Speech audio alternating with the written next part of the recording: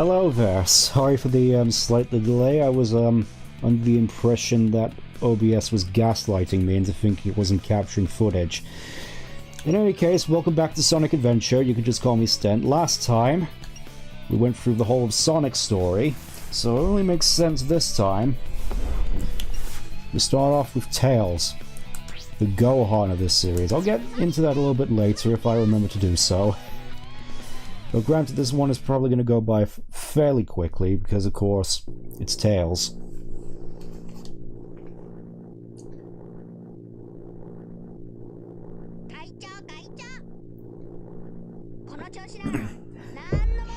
Yep, definitely going to have a fair few things to say about this one.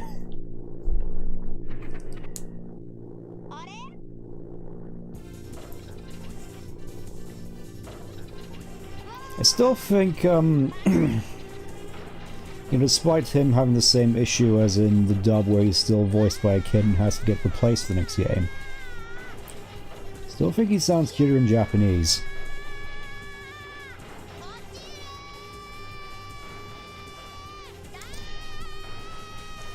Let's put that to the test, shall we? With a semi-classic Sonic fan impression. There it is. We're gonna have a bit of a good time with this one, methinks.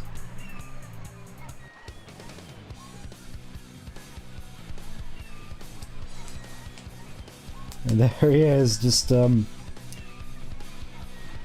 angle has been ruined for me. I'll just say that much.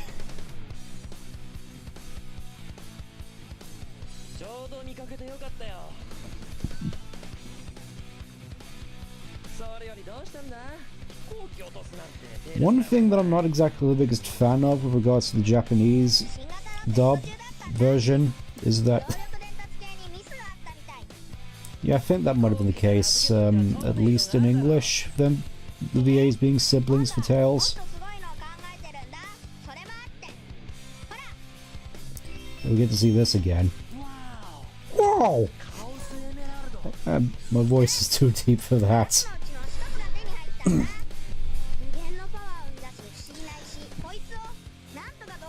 But yeah, weirdly enough, that one little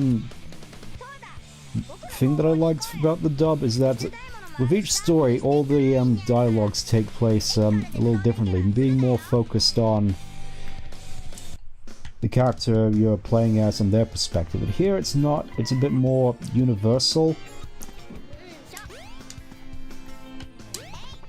Which personally I'm not the biggest fan of, but I can see why people might like it. Oh, and we get these two troublemakers. We're in love, they're having a special at Twinkle Park. Oops, it's a little too early for you, huh? Not according to the internet. Hello old relationship, hello new relationship. That's what I always say.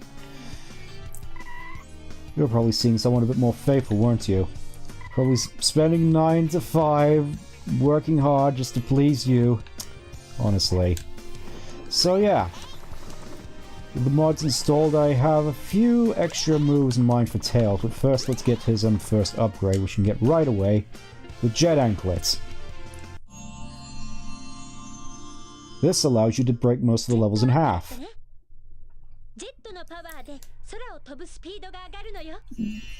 Yeah, at least in the dub, Eggman, from Tails' perspective, is a little bit more of a threat, but one of the mods that in place that I have, if we come out of here, is that... I want to get it somewhere a little bit more open.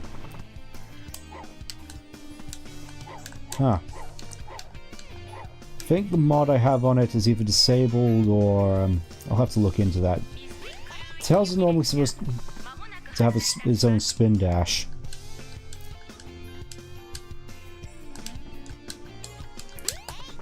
Pretty sure I already got this emblem. Yep. Let's just get on with things. But look at me, I'm full of energy and other things. Mostly food related.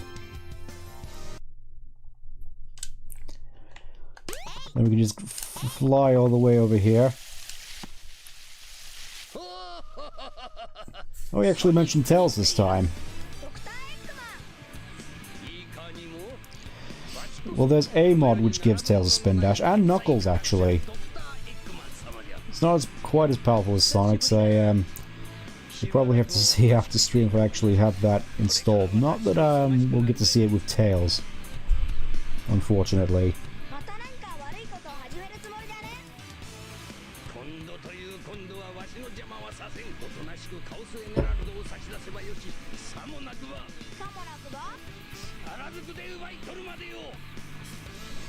Now we get to see this boss again, except we actually have to do the mechanics. We can't just homing spam our way to victory.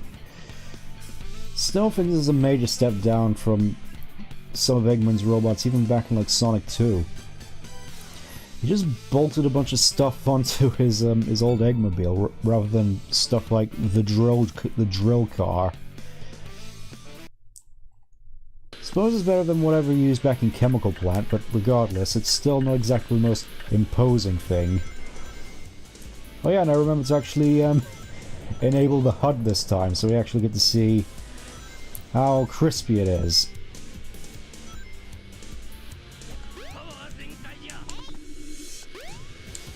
Okay, actually, he actually stays put when I'm in the air. That's interesting. Didn't realize he actually did that. Regardless, it's still 3 hits, so shouldn't take too long. I'm hoping that this... Yeah, I suppose, but we still have no idea exactly where Eggman is getting all his funds for his, you know, death eggs and giant flying fortresses. And vials of zombifying metallic robot goop.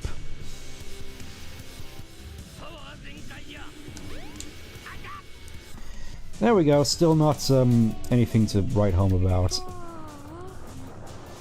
Oh, that's cute, he actually lets out a little bit of a yawn. And look at his smiley face! He's just so happy that he actually managed to do a thing. Don't get used to this feeling, Tails. You have a long 20 years ahead of you of doing nought.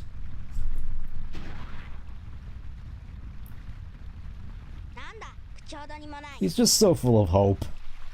Unlike us. No idea why you had that out in the open anyways.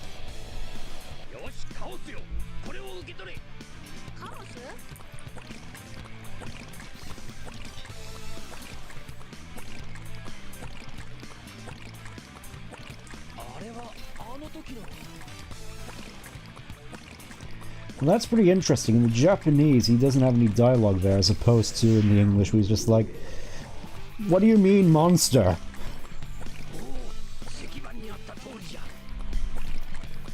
Still have no idea what that animation is supposed to be that Eggman's doing.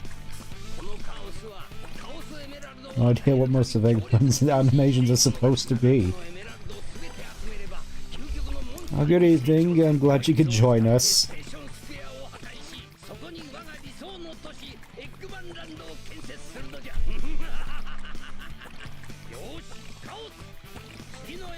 Hello Jonesy, we just got started. We just got done smacking Eggman around a little bit more.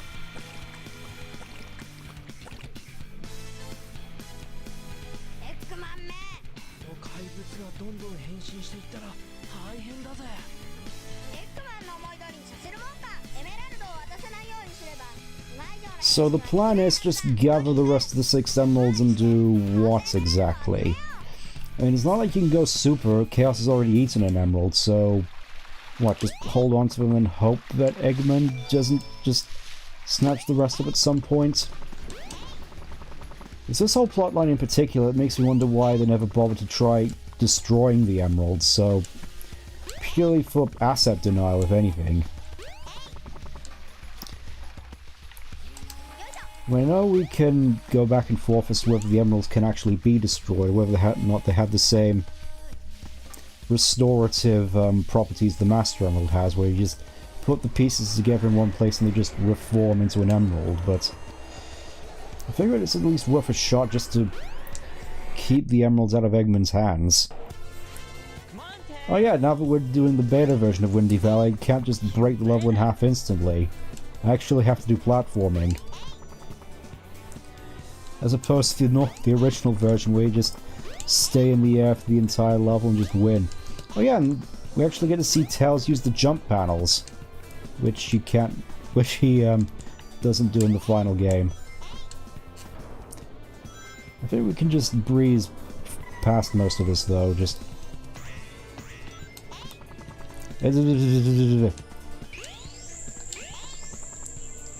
Yeah, needless to say, in these earlier levels at the very least, Sonic isn't really much of a challenge. He's just in the back, just taunting, and now we get into a slight problem which I have with this level, is at least playing with Tails, which is the pop-in. As you can probably see, the dash rings have a very, very low draw distance. They basically just appear once you're right next to them, which isn't as big a problem as some of the other levels, but here especially it's can get a little bit egregious.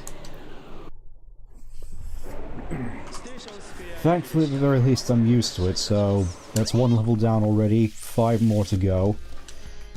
Let's see how quickly I can do this. Of course, Mr. City, what have you looking for? You should probably just go back to the city. You can find anything you want here. Yeah, just get lost. Let the real men handle the jungle exploration.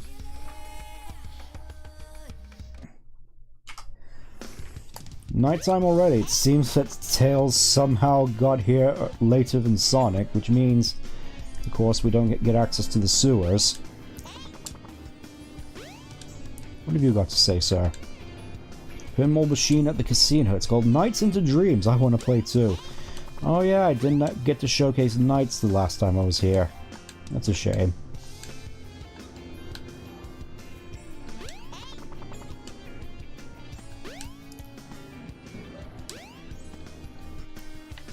I guess you could say that. I mean, I was thinking in some cases the Speed Highway especially, the pop-in was just as noticeable as like Frontiers. I have a lot of choice words to say about that now. I've had time to think about it.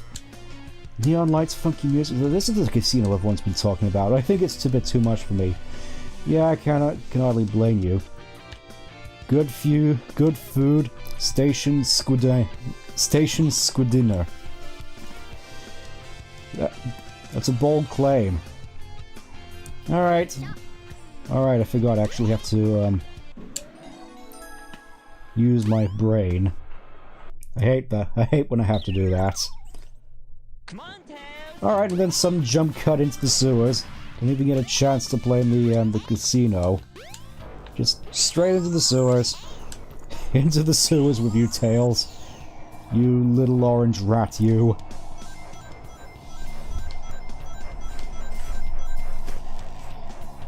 I mean, regardless, I still have a lot of fond memories of this level. Hey, hey, hey! Hey, hey, hey! Hey, hey, hey! Generally, just a lot of fond memories of this game, especially the, when I was growing up, the DX port, which I know has gotten a lot of flack in recent years. You know what? I have time. Let's try and get that emblem. One of the mods I have in place... There we go. Yeah, one of the mods I have in place basically disables extra lives and replaces where the extra lives would be with emblems. Sort of like the red rings. Yep, Tails too young to gamble into the coal mines with the rest of the children. I'm pretty sure you could find a coal mine somewhere down here. It's the 90s. There we go. That didn't take too long at all. Blazing through this already, it seems.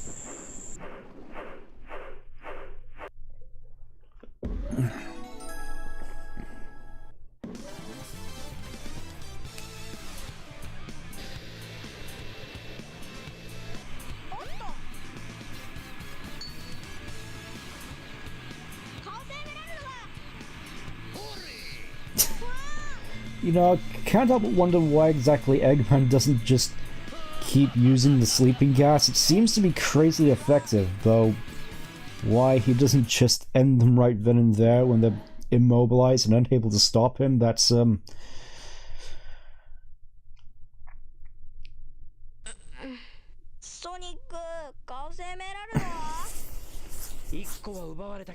Yeah, the DX port was serviceable at the time, I'd say, but needless to say, with the PC version and all the quality of life adjustments you can get here, it's no real contest. And look, there's Cream again with her textures bugging out like she's phasing in and out of existence.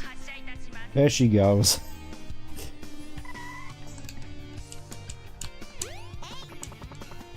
Right, want to get the emblem that's up here. I remember this one, see? The Ice Stone. It looks like a key. Maybe I can use it in the Mystic Ruins. I've already seen in the Sonic playthrough the whole thing about Angel Island connecting to Mystic Ruins, so figure I may as well start talking about Frontiers. Had a lot of time to think about it, and honestly, I wanted to like Final Horizons, but generally, gameplay-wise and even story-wise, I think it's ultimately weaker.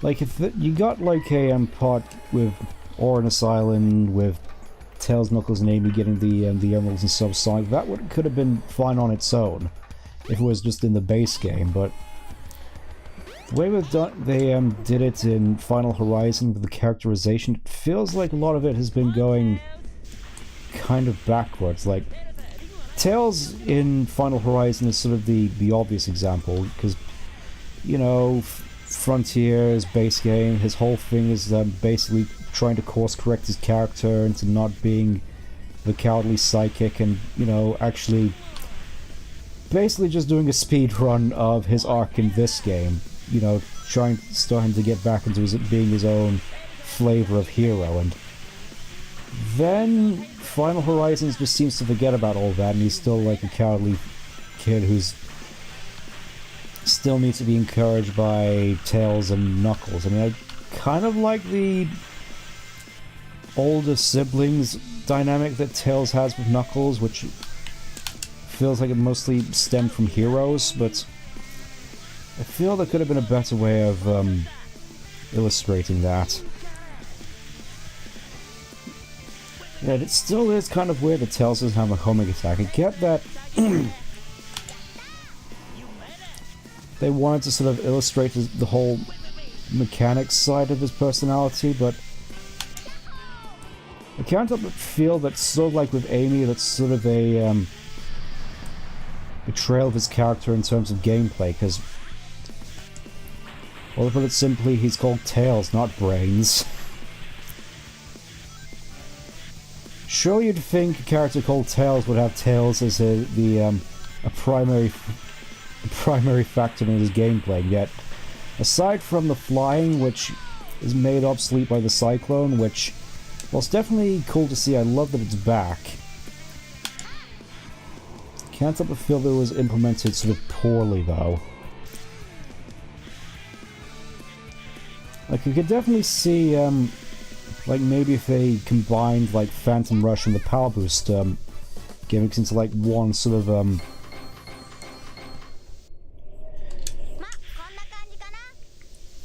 I'm not entirely certain as to, you know, the exact details of the writing behind Final Horizons, but I don't suppose it would surprise me thinking about it.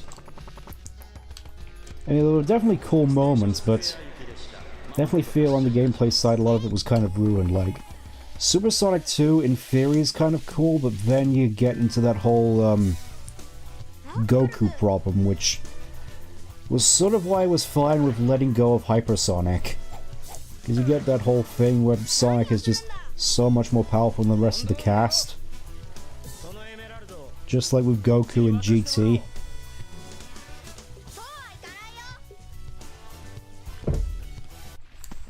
Yeah, I still think Tails' eyes are still a little bit bugged out.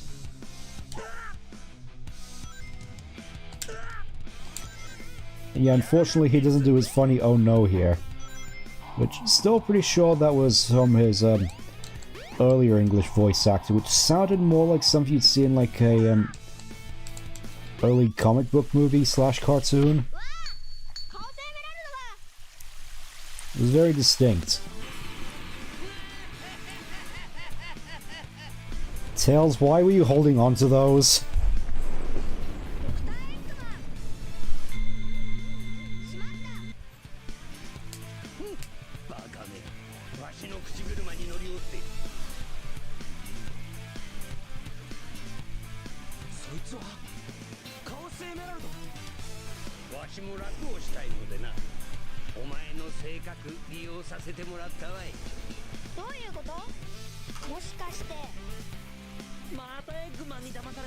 Yeah, not much difference here.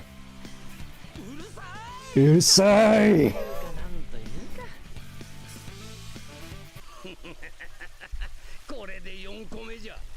Yeah, that sort of makes sense. I can't help but feel that seeing more of the Japanese script for Frontiers, despite it being all Google Translate-y, I think I prefer what it did with the characters there, to be honest. I mean, it could be argued with Knuckles, at the very least, with his whole wanting to actually get off the island and live life on his own terms, but I do kind of like the idea of him actually coming back to his... sort of coming full circle with his arc in this game, which kind of feel it would be better to save talking about Knuckles' arc for when I actually play as him next time, but for now we have Tails, fighting Chaos 4 with no real issue. Remember that? Remember he fought Chaos and didn't just cower like a little baby and just present? Can't help but feel that Final Horizons Tails would do the exact same thing, in all honesty. I mean, maybe he'd get involved after a little pep talk with Knuckles, but surely after his peak in Adventure 1 and Adventure 2, he'd be right in there, just slugging out with the rest of them.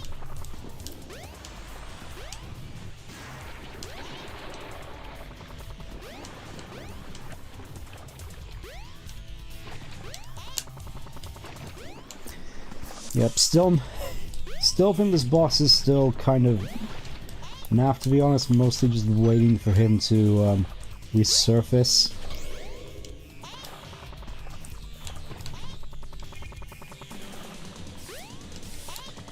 I just noticed as well that I think the health bar for Chaos 4 for fighting him with Tails is actually smaller, implying that just like with Cream, the younger you are, the more damage you do. Yeah, that's definitely the implication, but regardless, he didn't run away and cower.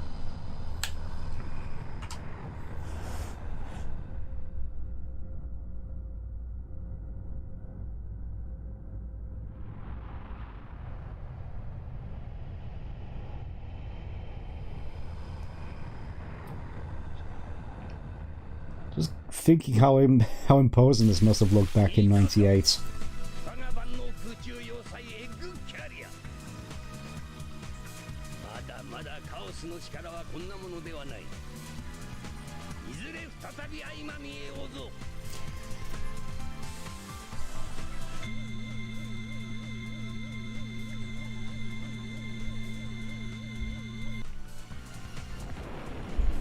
Not even half an hour in, we're already like halfway through, I think.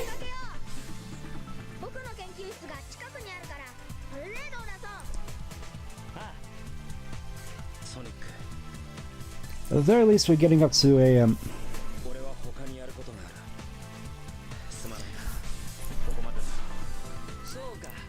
I feel that would have been more justifiable how he acted in Force if we actually saw his sort of descent, rather than him just standing behind a bunch of rubble just watching Sonic go down and not doing anything at all. In any case, here's a little bit of a talking point which I wanted to get to, but first I need to get up some music. This may end up just nuking the stream, but it's a risk I'm willing to take. I'll bring the volume down a little bit, so hopefully it's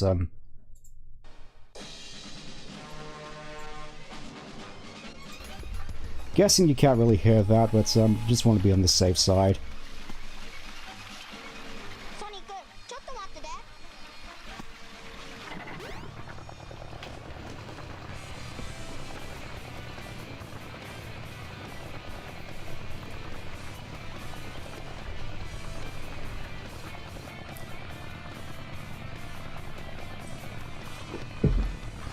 It really is just a Thunderbirds moment, isn't it?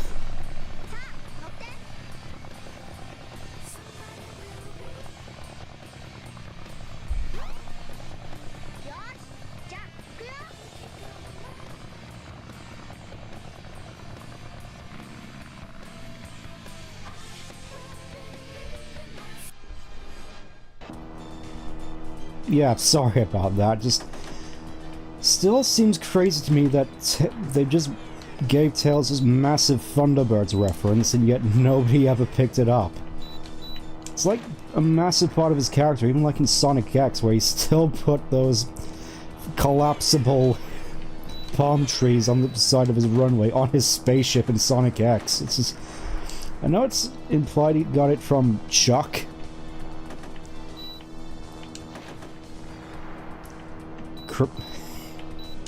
Not to be confused with Sonic's uncle, it's Chris's grandpa, Chuck Thorndike, implying that you should have just put palm trees on runways on your spaceship, but the fact that just... it wasn't afraid, Sonic X wasn't afraid to just jump really deep into the Thunderbirds references by giving Eggman a bad nick, which was literally just Thunderbird 2. It was like a major dopamine hit to me as a kid. I loved Thunderbirds.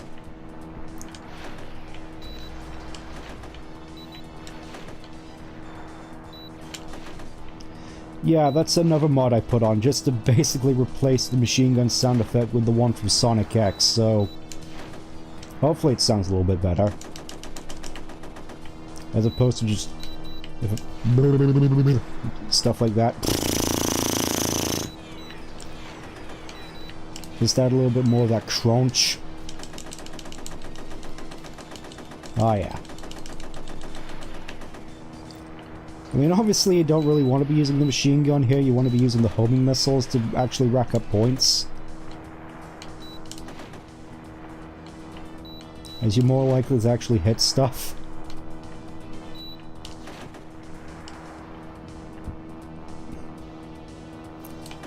I kind of feel like I took a little bit too much damage from that one. From this run.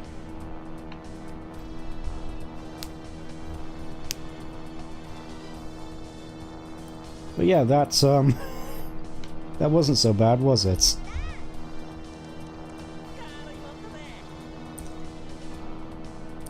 Yeah, Sonic's model here, does look a little off to me, more so just used to seeing the DX model there instead.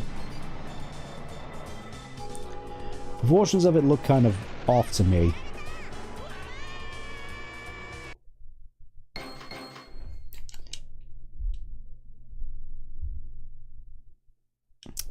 Still no emblem on that time.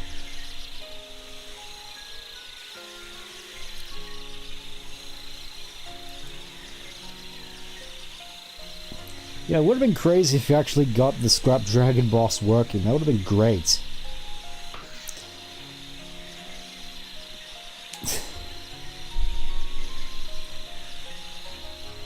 Yep, Sonic's just running towards the ladder, just... even as a kid, it sort of distracted me how this is basically just the jungle for Mystic Ruins we're running through. And now, all of a sudden, we're just running straight towards the cliff. Heading straight for the edge. Sonic, please. There's more to life than this. You don't have to do it.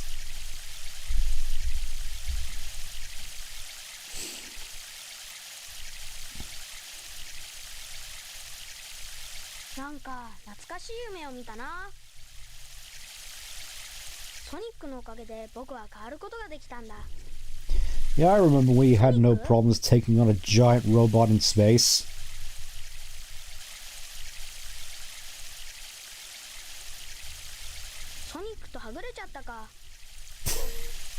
That sad face though, it just... how his face just sags with sadness. It does bring a smile to my face.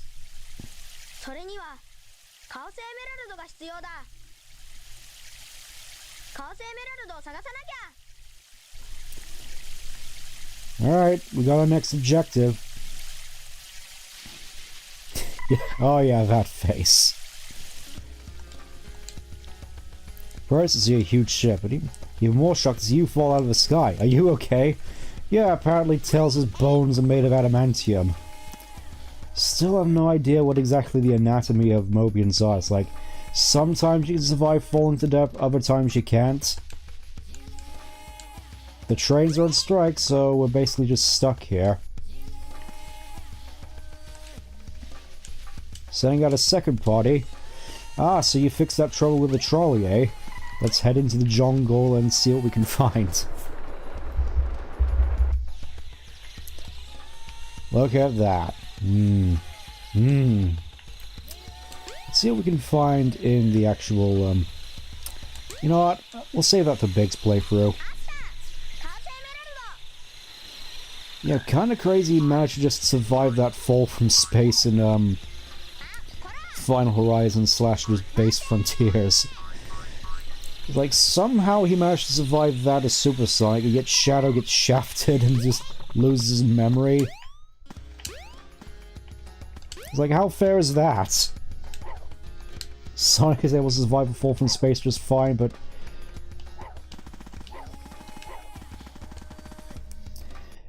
Yeah, a lot of the writing in IDW, with hindsight, getting a better look at it as a whole, it's, I can see what you mean when there's a fair bit of questionable logic in there.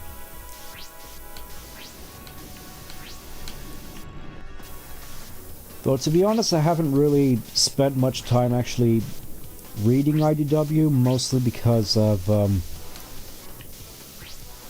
the fact that I know that the publisher is on borrowed time. So I was like, oh, there's no real point getting into this if the series is just going to get rebooted later anyway. May as well just wait for the next publication.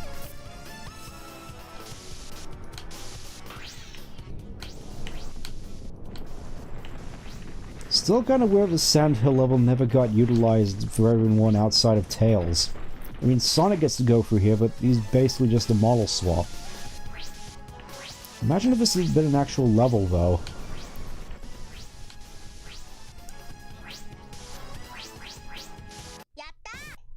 Sandhill's looking a lot less like Greenhill right about now.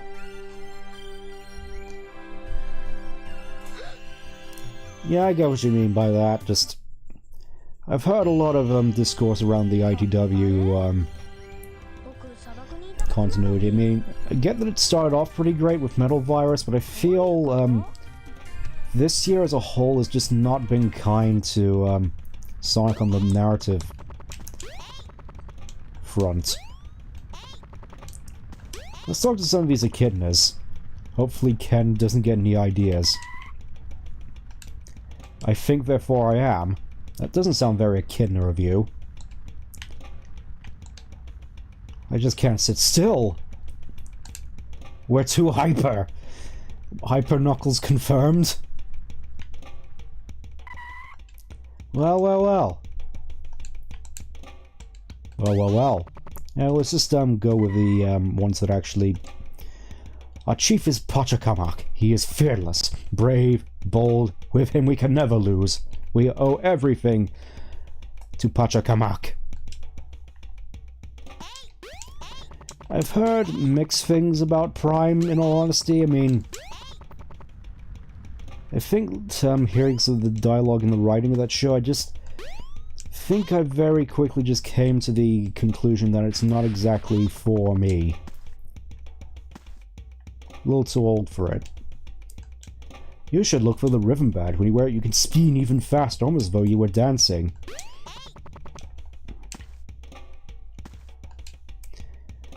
The chief's daughter loved her grandmother so much.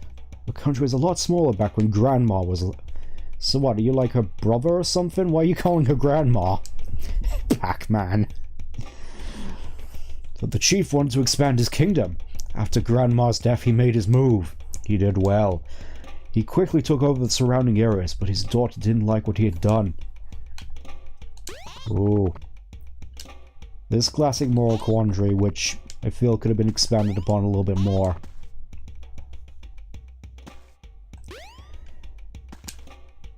I mean, not too much, mostly just to get a little bit of more characterization on both sides.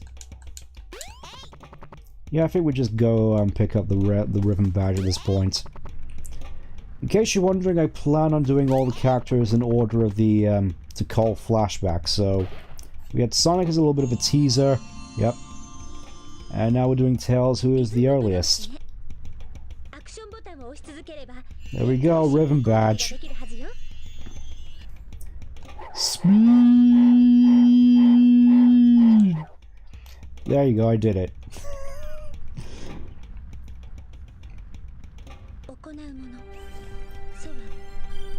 What's also crazy is that the 7 Chaos chant is also different in Japanese.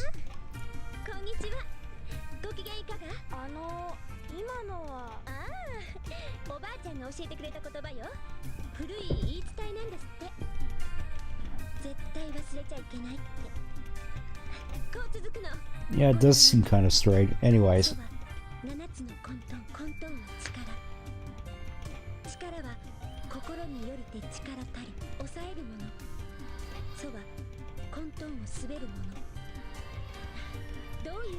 The master of that is he who unifies chaos, controls the chaos. I keep saying unified because I'm so used to how iconic the dub of this that whole chant is.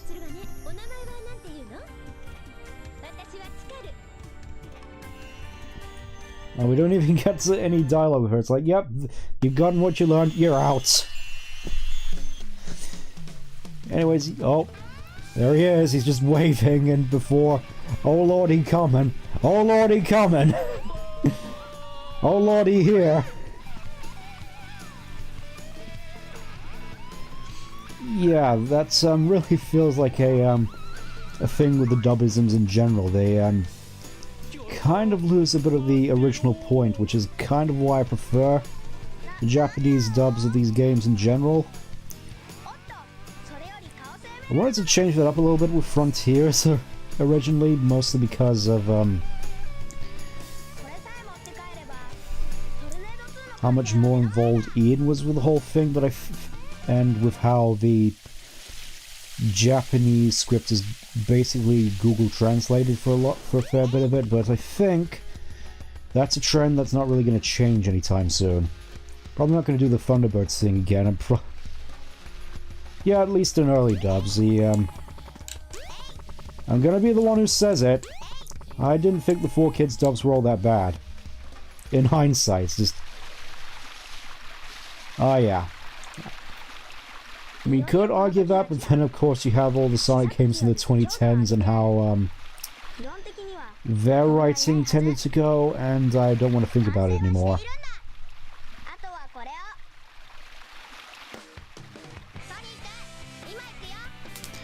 There he goes with Thunderbird 7.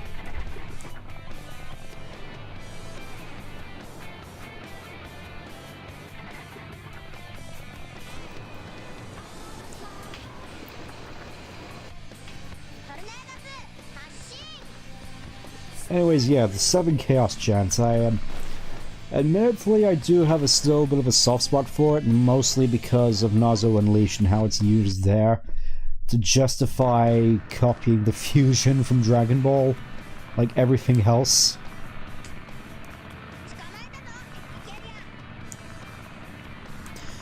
Yeah, the 2010s tone thing was definitely a sore spot.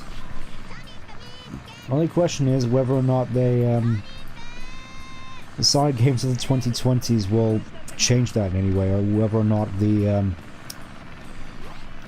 games will just get a bit more corporate from now on.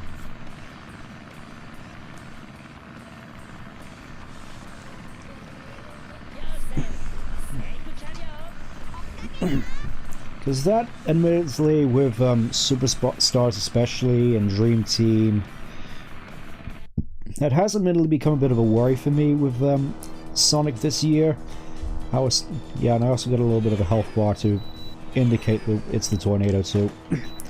Anyways, yeah, the worry that I have is more just with the success of the movie and how profitable Frontiers was, I can't help but feel that Sega's going to get a little bit more corporate with the series, with more, you know, corporate style mandates as opposed to the mandates which, in hindsight, I can't help but feel was sort of a double-edged sword.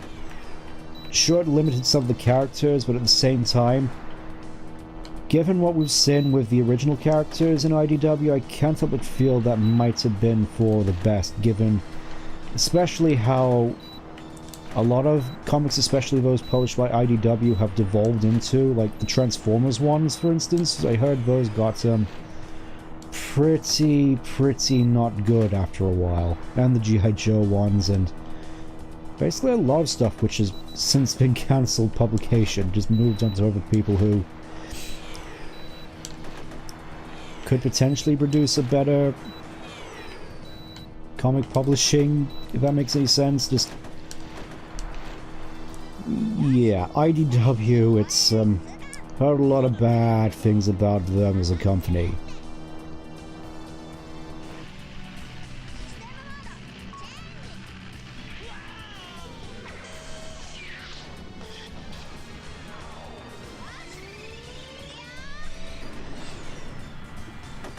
Yeah, thinking back to the context of like Sonic Colors, I can definitely see myself as being one of those who was fine with the lower stakes of colors. I don't mind them just generally having a more low-stake adventure, just a little bit more chill, more time to spend in this nonsensical world with basically no rules. You know, basically give more time for the world to breathe and all that good stuff, like this game sort of does. But I can't help but feel that Colors fails in that regard as well.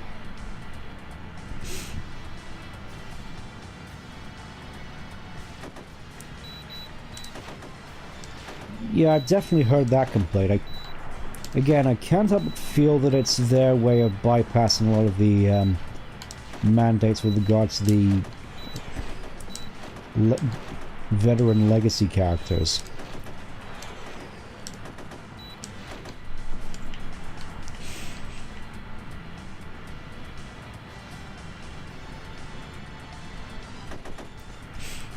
Another thing I've also heard is just how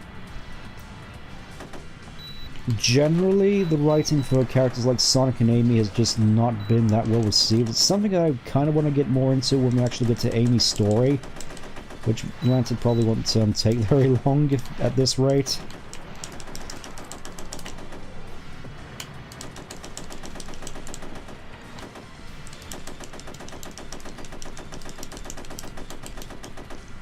Yeah, I can't help but notice that this dinky little machine gun just does crazy amounts of damage to what is supposed to be a massive death ray at the front of his ship.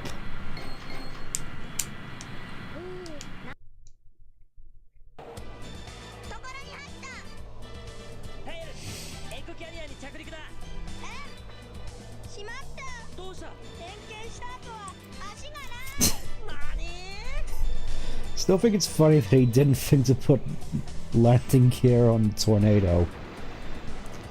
Like, the most basic thing, and he forgot to put that on.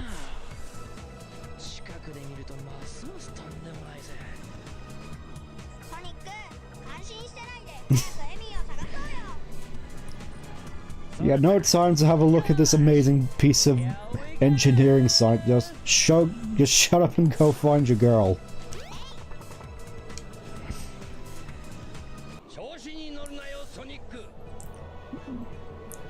I think outside of Lost World, I can agree on the whole brotherly relationship. That's definitely quite fun. Just a Sonic and Tails interacting more on equal terms. I feel that's definitely a more sort of natural character growth from them being more on equal footing, with them being like their own particular brands of heroes.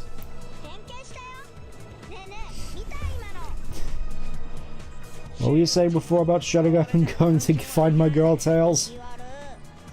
That's what I thought.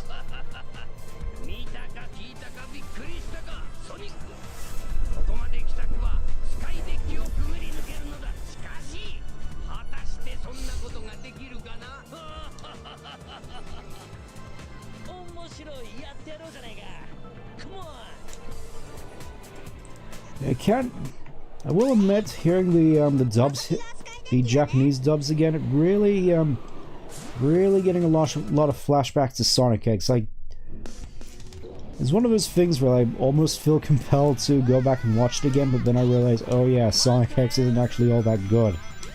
I mean, there's definitely good stuff in it, but a lot of it is just held back by production value, writing, and Chris. Mostly just Chris. Like, a lot of the other human characters are fine, like... It's mostly just Chris who, as a character, who is the problem. Oh yeah, Skydeck is definitely one of those levels where you can just break it in half as Oh.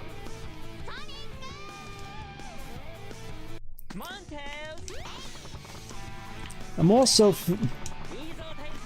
When I say Sonic X is bad, I'm also just thinking of the first two seasons, with the rushed Sonic Adventure and Adventure 2 adaptation, the Egg Moon saga, which aside from the chaotic stuff was just egregiously stupid.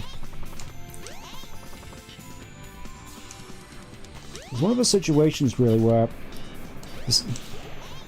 I kind of feel compelled to actually watch the first two seasons with the 4Kids voice acting just to really maximize the so bad it's good nature of it all.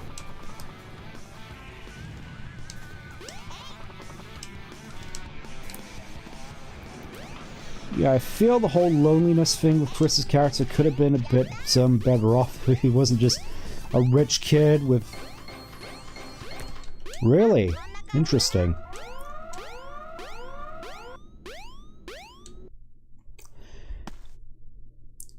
Anyways, yeah, I get the whole loneliness arc of Chris's, but I feel it could have been a bit more effective if he wasn't a rich kid who had a bunch of friends. It just feels like you have literally no problems. And yet you're still acting like this entitled brat. Nobody likes you. But whereas if it was with a character like Helen, who was in the wheelchair, which was basically just Elise's story done better. With that little episode she had with Sonic, where they went off to that big field of flowers being chased by the military. You know, that fun one early on?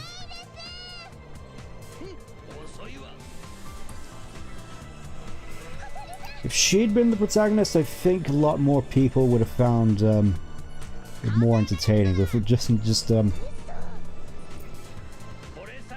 rich kid stuff, but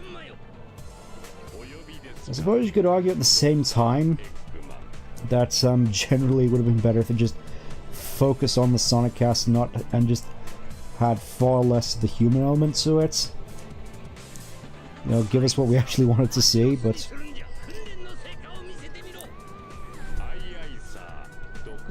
again, thinking about the whole MODDED saga.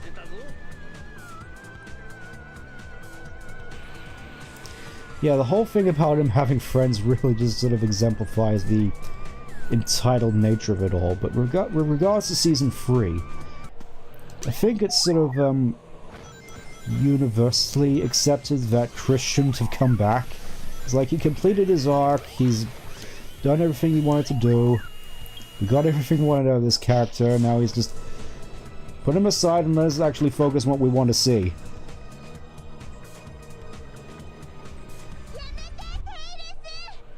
Yeah, I can imagine that could have been a bit more impactful with Helen being wheelchair bound. It's like, even if you're not exactly the most physically able, you could still go on all these crazy adventures and such. I feel it could have been quite the positive message, thinking about it. It's not something that I really want to get into, but I feel that still would have been a better route to go.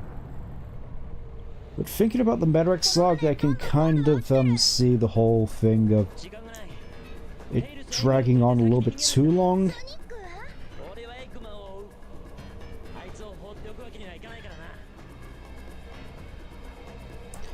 Like, thinking about it, whilst the whole Super Sonic vs. Super Shadow thing was cool, I feel as though a lot of the MODDED saga could have been trimmed down.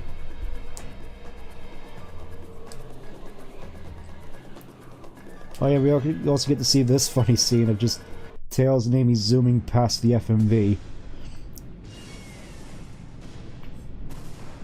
Watch them break the illusion of this 4:3 aspect ratio. Look at them go!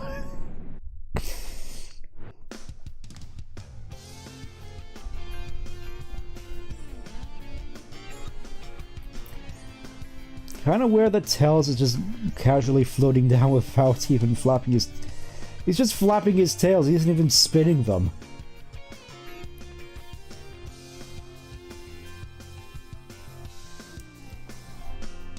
And there's just Eggman just... It's just whenever Eggman appears on screen in this game, I can't help but just laugh a little bit with how he, his animations are, how he's just getting into all sorts of funny stuff.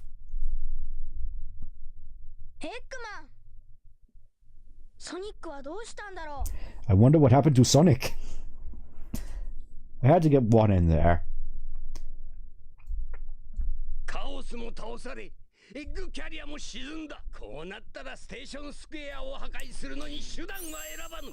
And now we get to the big plot problem with this whole game. Because yeah, his first plan was to unleash a water god to just level the city, but he has this yeah, this comically large rocket which he can use to just flatten the entire city. Why didn't he just use this from the off?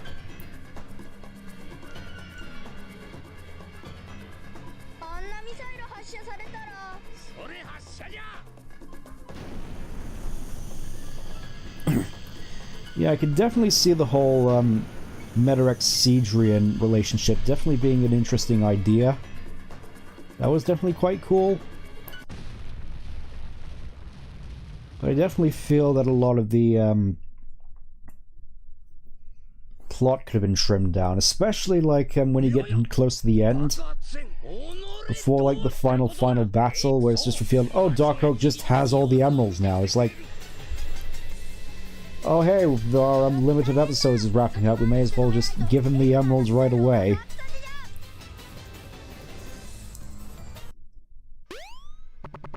Anyways, here comes Tails' big moment.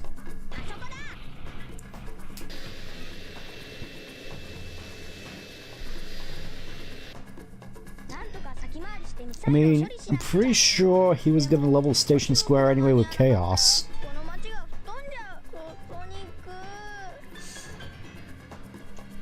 Look at him, he's actually setting...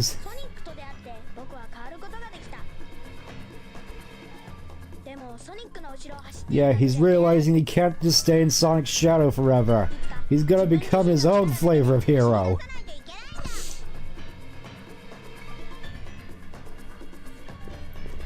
Can't wait for this whole aspect of his character to be dropped for the next 20 years.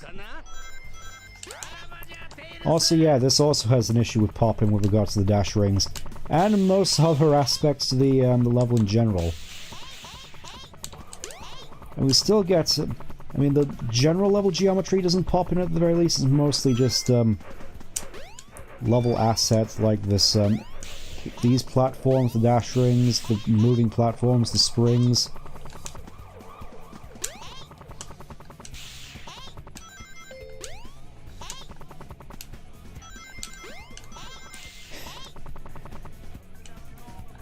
Still can't help but feel that just using the giant missile already would have just been the easier bet. It's like in Power Rangers, really, when you just wonder why don't they just start off with the Megazord right away? And not give them the chance to go for the whole make my monster grow thing. Just bring out the Megazord from the off and just flatten the problem, just solve the problem immediately. I mean, you probably wouldn't have a story then, but Eggman's supposed to be smart, isn't he? I just love how it's just embedded in this tower. Like, who's gonna clean all this up?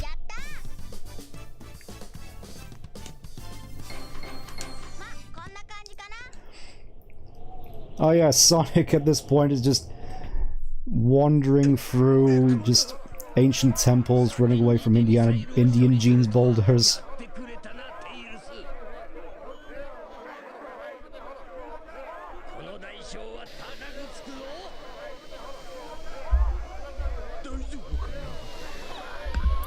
To be fair, Eggman's just in his mech, meaning he's using like 10% of his power. We all know that Eggman can outrun Supersonic.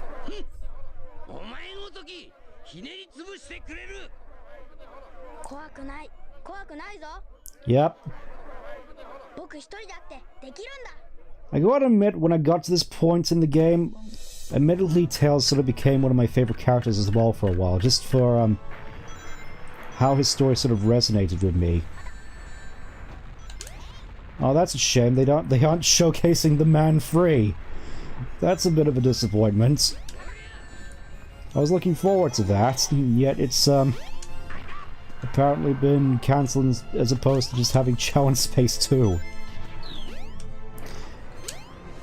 Yeah, I definitely have a lot of fond memories of the mincemeat line. That reminds me of a little thing I'll probably have to showcase you later with regards to the whole mincemeat line. Dean Bristow in this game, and just in general with his performance as Eggman, is one that I just love. Especially in this fight where he just says, "Get a load of this!" a whole bunch of times, and it clips over himself. It's great.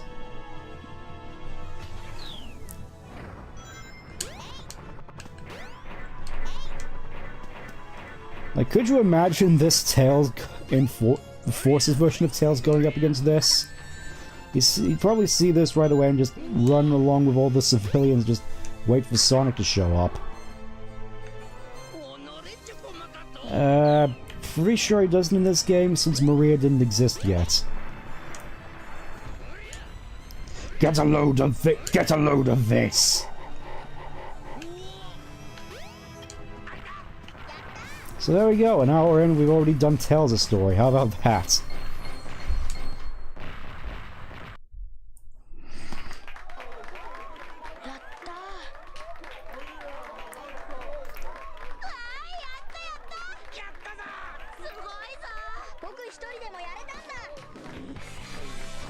Yeah, that makes sense.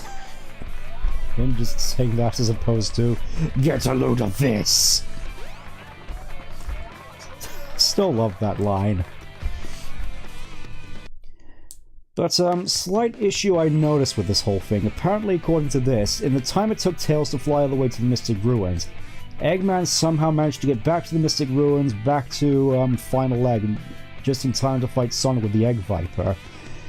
And Eggman is supposedly flying away just as Tails arrives in order to meet up with Sonic again, meaning Eggman really must be faster than Supersonic. I'm pretty sure that's the Active Mouths mod. You can probably find it on Game Banana, along with a whole bunch of other cool stuff. I need a drink.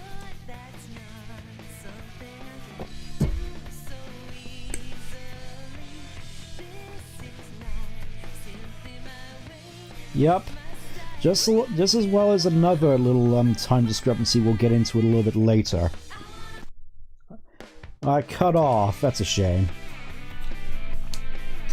But yeah, back when I first played this as a kid, this was, yeah, that really the whole banger ending thing really feeds into my, my thoughts regarding this. This was the first of the, stories in this game which I completed, and needless to say, for Tails' whole arc, it definitely resonated with me a lot as a kid. It made Tails really one of my favorites.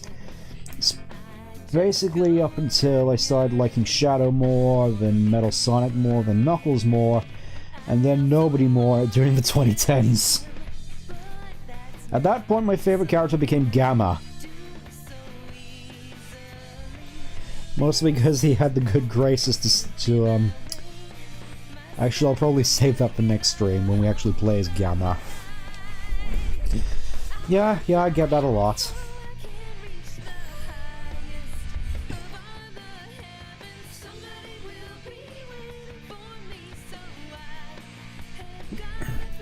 I'll be honest, I'm not still sort of mixed on as to whether I prefer the SA1 version of this song or the Adventure 2 version of this song. I like them both for different reasons, actually.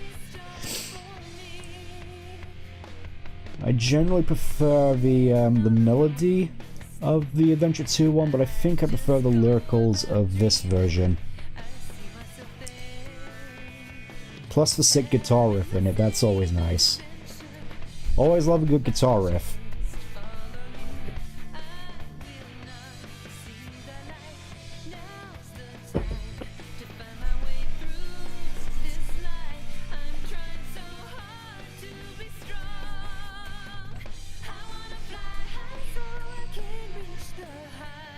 So yeah, since that's over, we'll be moving on to our next character next, which is going to be Big, since technically he's the second character canonically in terms of the Takal cutscenes, but also because I'd want to get him out of the way as fast as possible. You know how Big is.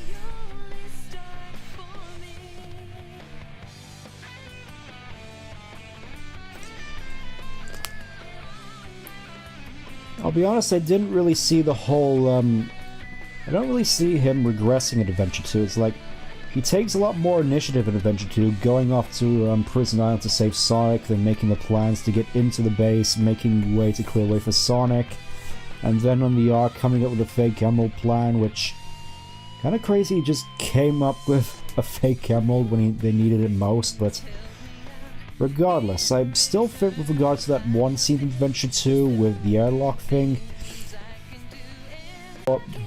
building upon it, with Sonic really giving Tails the AOK to really lean into his whole becoming his own hero sort of thing. Heroes, I will definitely give you that though. His character in that just... What happened? What happened?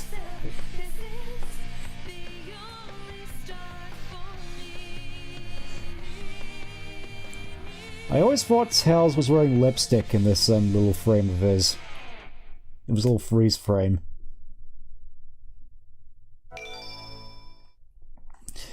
Yeah, that whole same wavelength and properties thing, less powerful, but technically also a bomb, but is also able to invoke chaos control. Yeah, that is kind of, I mean, you have to draw that now, it's the lipstick thing. Anyways, let's get the beast out of the way. Here he comes. I'm gonna try and go for all the lore power-ups, but we'll see if we actually, we'll see how fast I am with it.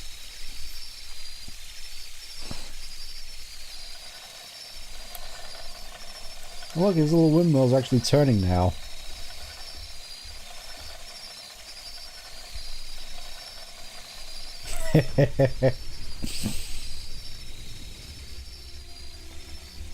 Yeah, since this is the Japanese dub, it's not Duke Nukem. It's not Nuke Dukem. Instead, it's just, Big.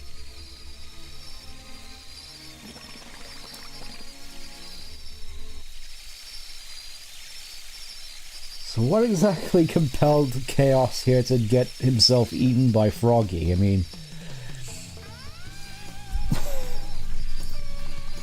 You'd think he'd just go straight to the Emerald, but nope. Gotta get me inside this here frog.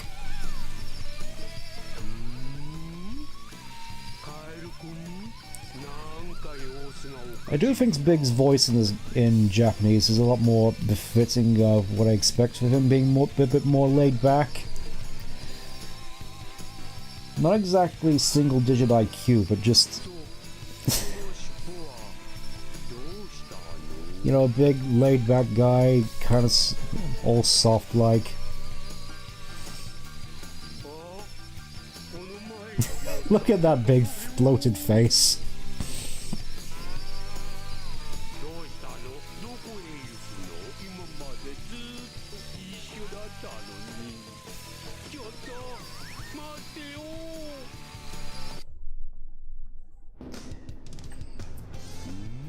Yeah, that's what I get in the Japanese dub, with him being more laid back as opposed to in the English dub where, like I said, room temperature IQ with a brain like a snooker ball. He's that smooth.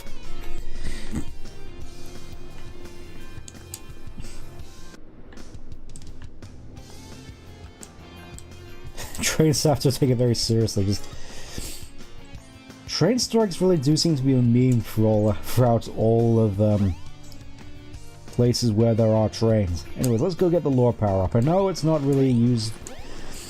I know you don't really use them to catch frog. I just want to get them all. Lure power up. We get to catch bigger fish, but we're not gonna be catching bigger fish here. We're just gonna be catching frogs, which probably won't take very long. I think most of Big's playthrough is just gonna be him lumbering about the adventure fields. I hate frogs! Just hearing the word gives me the creeps. I'm begging you, please. Don't say that word anymore when I'm around.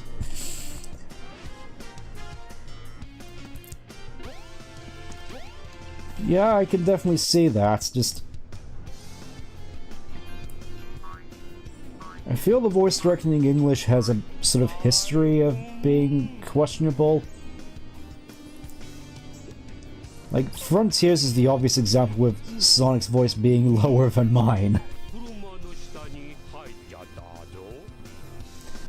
To the point where if you actually go back and hear it, his voice starts to get a bit more Sonic-like as the game goes on, like comparing his voice work on Chronos Island compared to him interacting with Tails on Chaos Island. It is a notable change.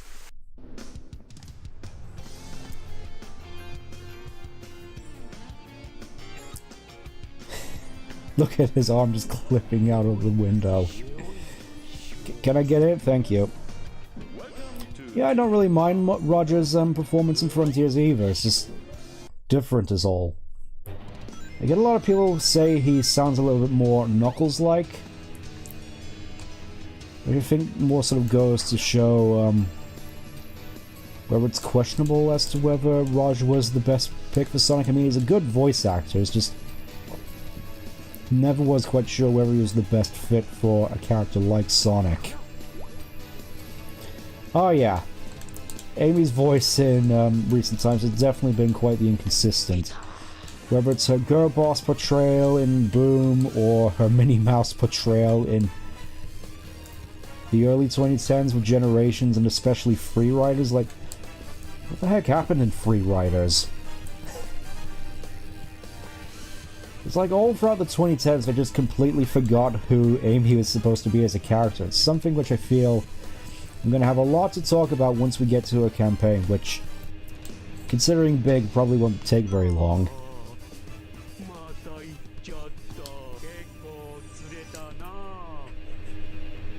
I will be honest though, when it comes to Amy's voice actress, I'm sorry, just...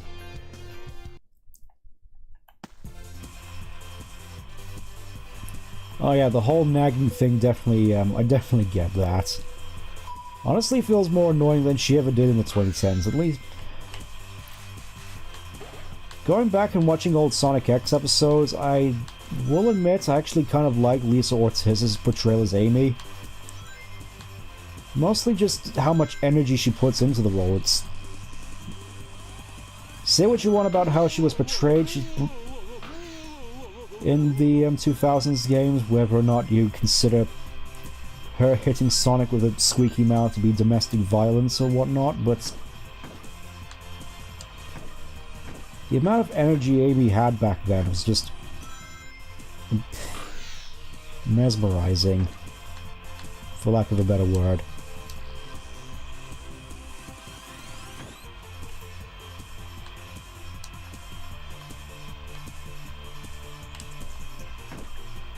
Oh yeah, Amy Pallant. I mean, I don't really have anything against her, it's just... I think she might have been the reason for so much R63 artwork of Tails. Which, I mean, I can't say I blame them, to be honest.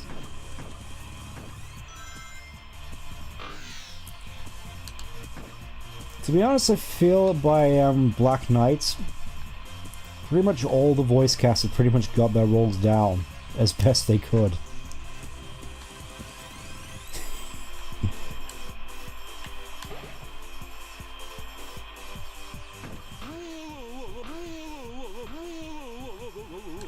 So yeah, there's kind of a reason why I'm doing Twinkle Circuit with all the characters. Not just for padding out time, is you do get a reward for completing Twinkle Circuit with all the characters who can actually get into Twinkle Park. It's kind of crazy when you think about it. It's like just as soon as Jason was getting really, really good as Sonic with Black Knight and Unleashed, it's like only then did they finally decide to get rid of the voice actors after everyone complained so hard back in like the '06 age. Alright, now we can finally get out of here, and already with the Ice Stone, okay, and there she is again. There's Cream just glitching in and out of existence. Look at her go. It's like a ghost.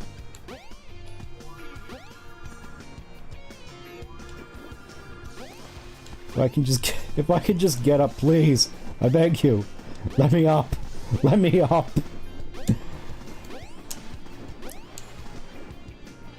There we go. I do love his little jumping animation when he actually holds it on, so it's like, yes! Yes! Yes!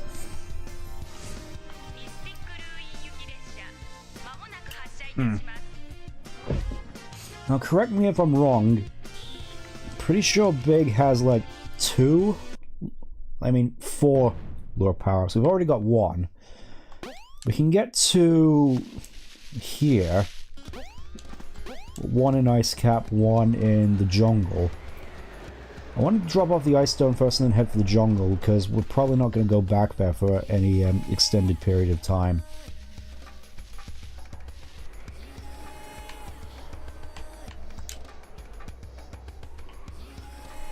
First I want to get Big's first power-up, like actual power-up. As it just waddles all over all this ice. There we go.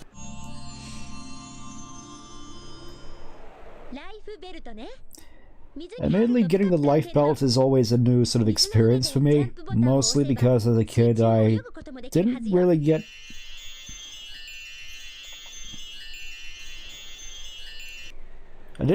very far in Big Story as a kid, mostly because I didn't understand how the fishing works. Of course I understand it now, but getting further than Twinkle Park is still sort of new territory to me, at least compared to all the other characters.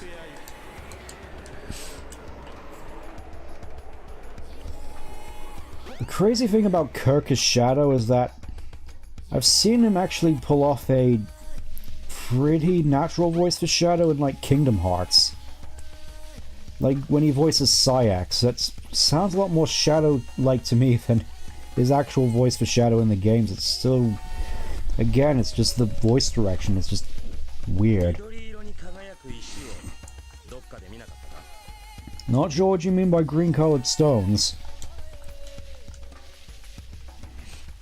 Alright, let's head into the jungle so we can get our other power-ups. Big, please.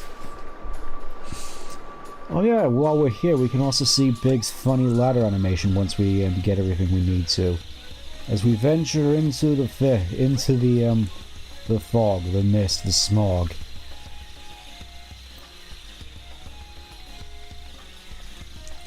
To be honest, I didn't really realize as a kid that these textures here are supposed to be more trees. I get they had limitations back then, but it always looked kind of off to me. Right from time. My wife is living in the station. I can't wait to see her smiling face again. I've lost all desire to complete this expedition. Yeah, second lure power-up is in this cave here, with all the weird tree textures. Another lure power-up.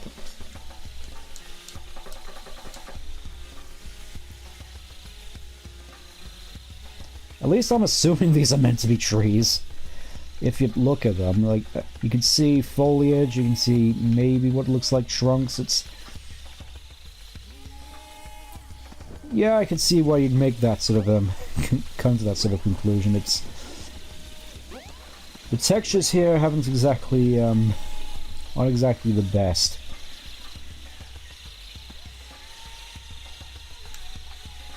Oh. Hey, I found a mega huge footprint. I bet there's a big mysterious creature lurking out there. Is it you? I am just cat. Anyways, yeah, wanted to come over here mostly get Big's other power up.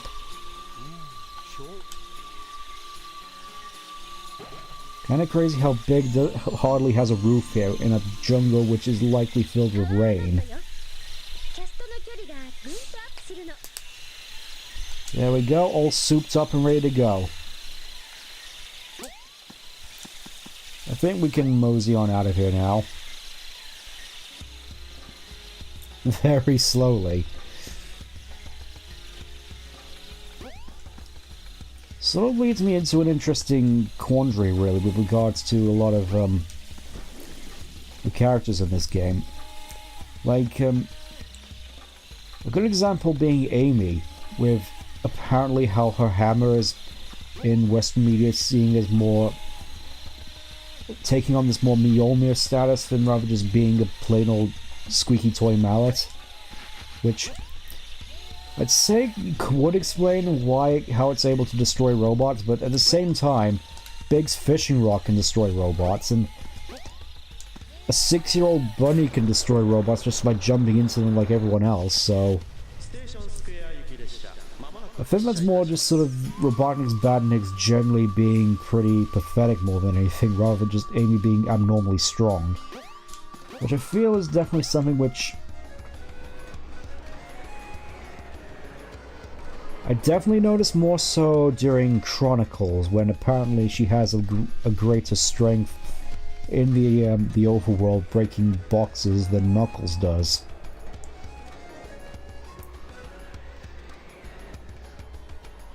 Oh yeah, and apparently small alien babies from another planet can also just destroy robots by flying into them. Generally, these robots are kind of hopeless. Anyways, there's another lure power up here, and I want to get it. After this, I think it's more a straight shot to the end, I think.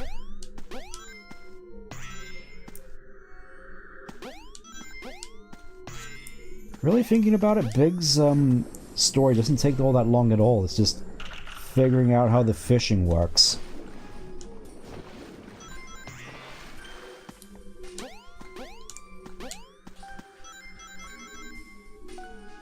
I think it's this one that the lure power-up is in. Let's see. Yep, it's this one. It's in the dinosaur head. There we go. Another lure power-up, and we can finally just... Please let me out. Please let me out. Thank you.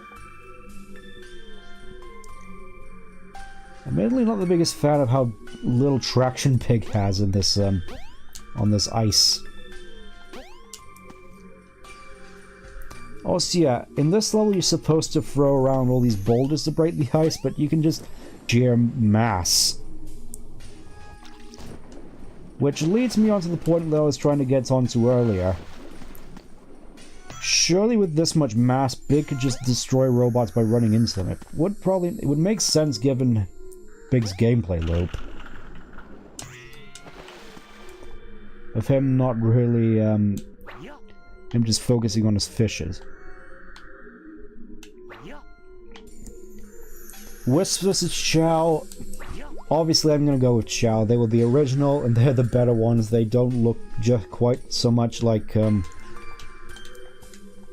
preschool show rejects. They're just cute little weird alien things which everyone seems to like, and honestly it's kind of criminal that they've never come back in a major way. Anyways, yeah, in terms of catching Froggy, this level is kind of weird with reeling him in with regards to the ice, because you can just get up real close. Oh. Sometimes you just lose the line by just having it clip through the ice.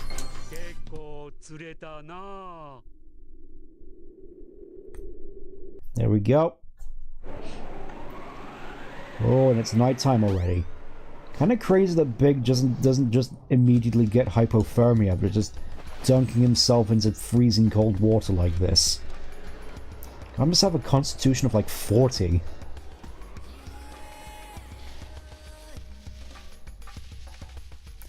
Yep, just 2 more of these levels to go, and then we can finally be free of all that chonk. Oh, he doesn't do a little wave this time, he just charges in head first.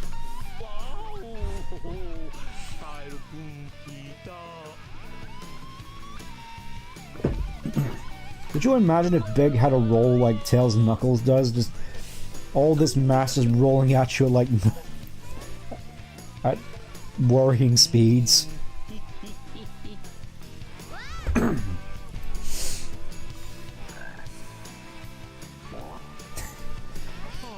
like how the bouncing effect that Froggy has just jumping on is just literally the mushroom bounce effect from Sonic 3. It's literally the same one. I love that.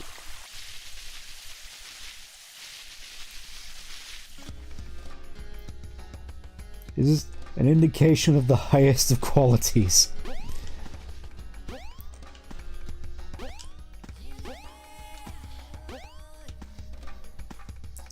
It's like the closest that we've ever really gotten to seeing Big's mass being weaponized is his belly flop from Heroes, and honestly I kind of like Big in Heroes. Oh hello Sonic. Hey Sonic.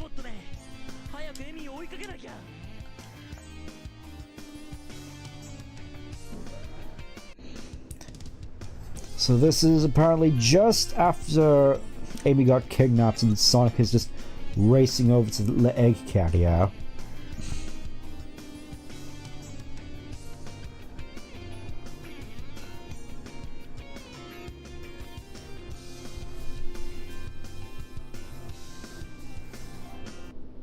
Oh yeah, that sort of reminds me, there's a little bit of a previously unused little mechanic right here. No one's staying at the hotel. You see these blocks here? This was originally a quote-unquote puzzle, where you had to place these statue things in these plimps here in order to open up the door.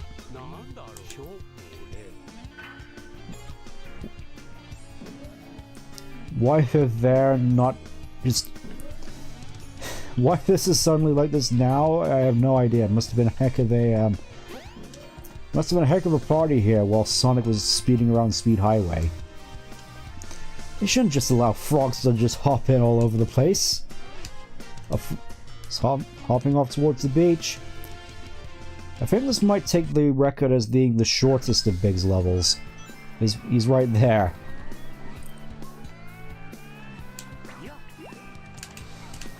Also, yeah, with regards to the fishing, I forgot to mention. The instructions that the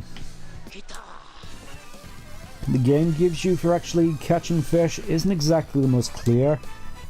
It says to wiggle your lure to attract fish, but I thought that just meant wiggling your joystick, when really what it meant was just tapping the B button to make the lure seem like it's moving.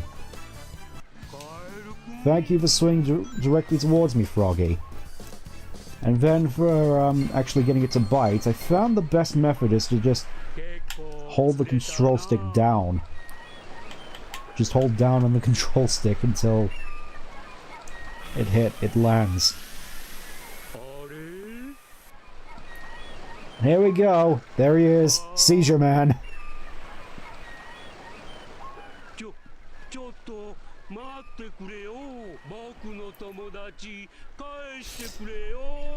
Yeah, I think it's implied that a part of Chaos is just hidden in Froggy and that's sort of controlling him to try and get the emeralds, I think? Question mark?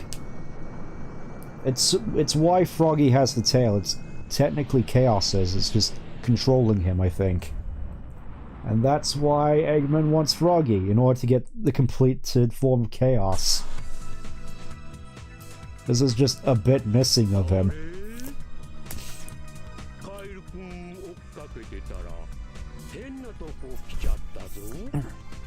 Which sort of leads me to assume that Chaos in his sort of true form was always supposed to have a tail, which weirdly basically all media seems to overlook. Yeah, we're not going to be doing the any chow on this particular part, because I feel as though I'm running late as is. Right now, I just want to go into... Yep, just with the mass alone, I can bring down this button as well. There's another lore power-up in here. The last one, the last one as far as I recall.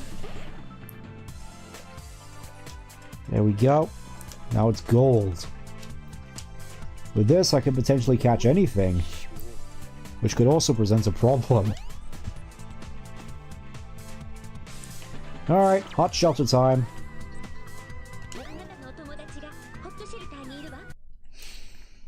This level is definitely quite interesting, because as you can probably tell, there's like a whole expanded section of it, which you can access by pulling a plug, but in order to actually complete the level, you never actually have to go through it. I feel if this game had some sort of optional fishing log, it could have been a good use of these sort of unnecessary areas. Like, look at these fish, these crazy looking fish here.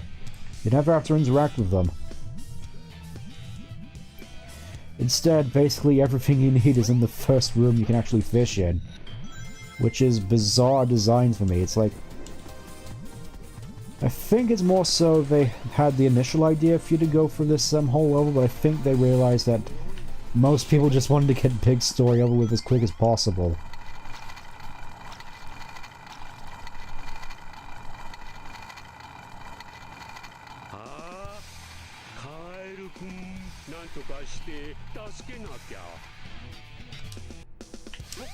So now you just drain this, and then you can just drain him into the pool and fish him out instantly. It's kind of anticlimactic.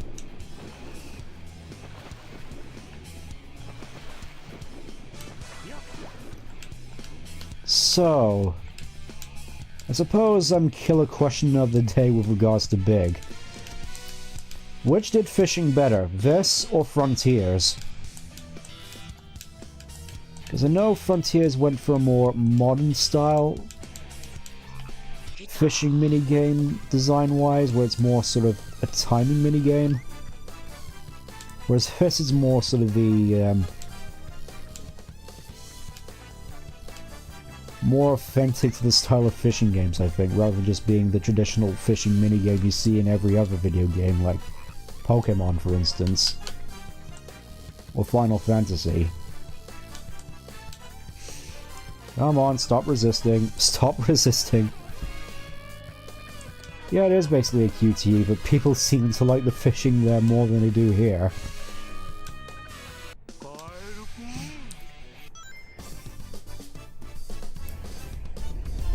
I guess at least with Frontiers I can appreciate the more relaxed vibe they're going for with the fishing, where it's more sort of a fun little side thing you can do to relax after all the chaotic action on the outside.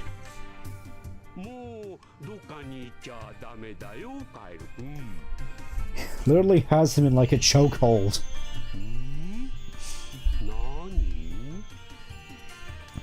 Big, you're throttling your friend.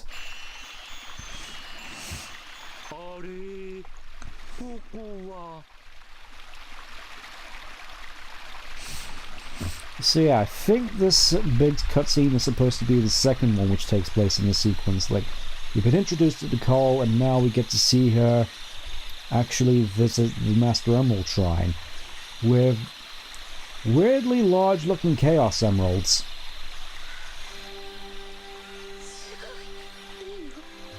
Sugoi!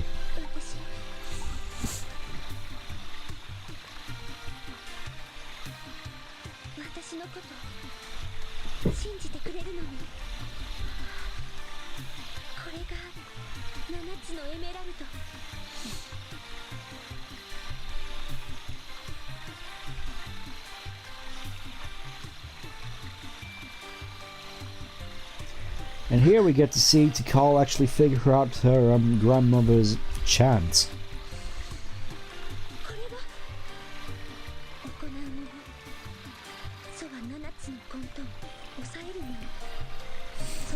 Yeah, I feel the Japanese version is more overt with the fact that it's the Master Emerald which controls the Chaos Emeralds.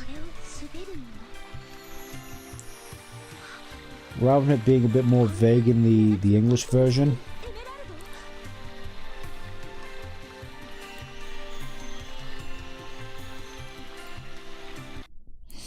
Well, that was a scene.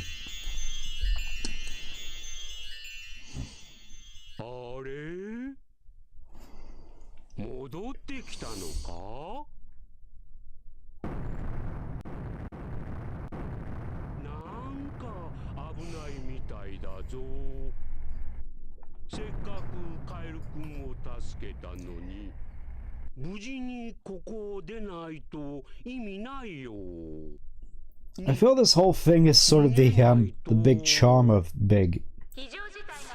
With how, you know, got this crazy plot going on with Sonic and Tails and Amy and this whole ship coming down.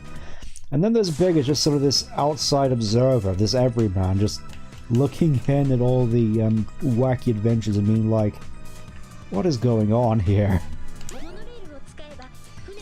Well, obviously, obviously is a bit more willfully ignorant as opposed to the wider implications of what's going on here. It's just, yep, stuff's rumbling, let's get out of here.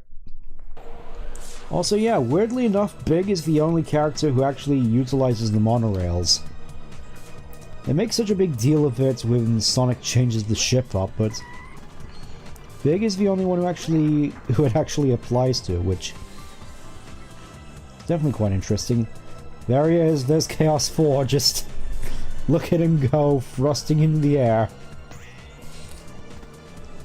Such a virile specimen.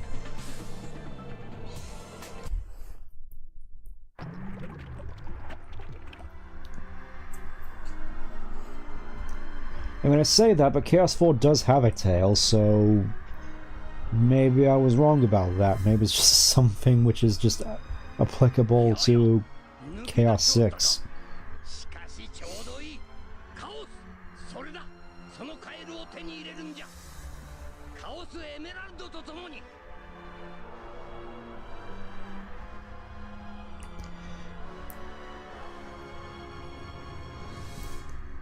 Oh yeah, in terms of like Eggman fortresses, I feel as though the egg carrier is definitely the most iconic, just for how much you spend time on it. In all honesty, it feels a lot more personal.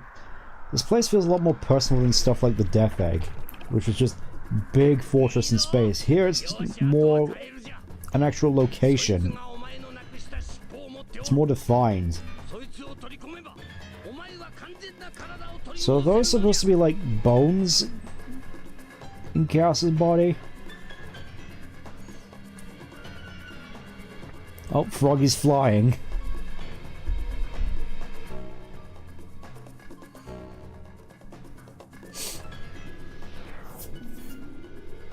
Yeah, it's weird that Chaos just over time just develops like this big freaky looking skeleton like that. I'm pretty sure that's a rib cage in there with a spine. With weird appendages just becoming like altars for the emeralds.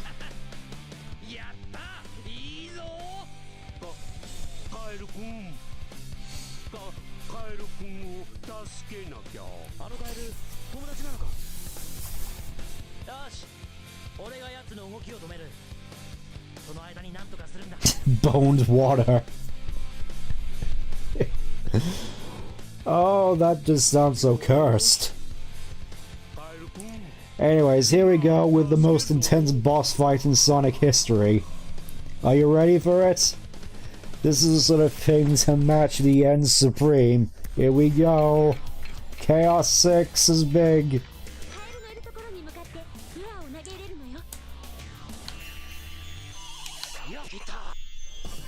Yay! 6 seconds, that's the most intense boss fight I've ever been in.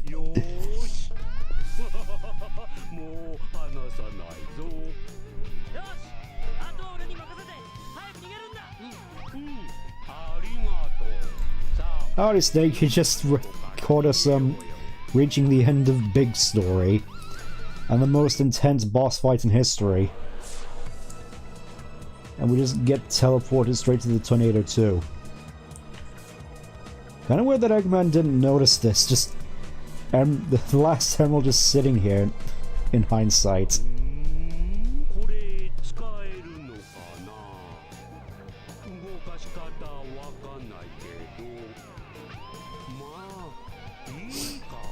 Yep, how hard can it be to pilot this incredibly complicated piece of technology?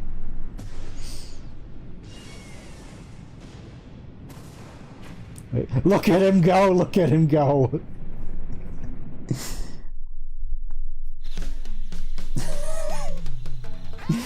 The aspect ratio just makes it a lot funnier to me. So yeah, that's Big Story. I think a lot has been said with regards to Big as a character and his place in the story as both positives and negatives.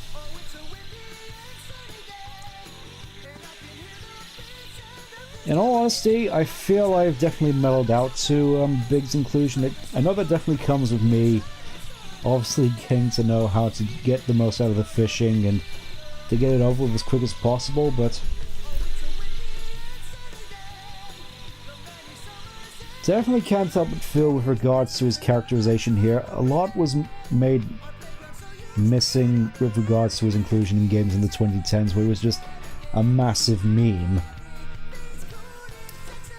Well, just he's big and stupid rather than him just being this laid-back everyman character, just occasionally popping in to add his perspective onto things, if that makes any sense.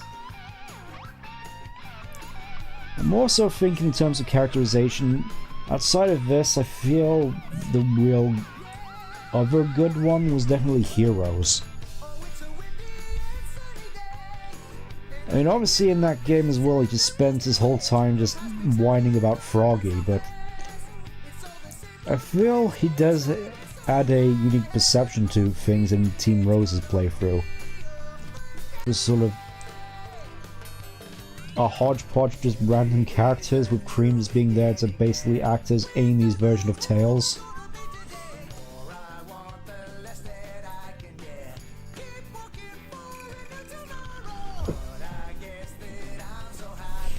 Kind of surprised, given that Cream is basically supposed to be the female version of Tails, like.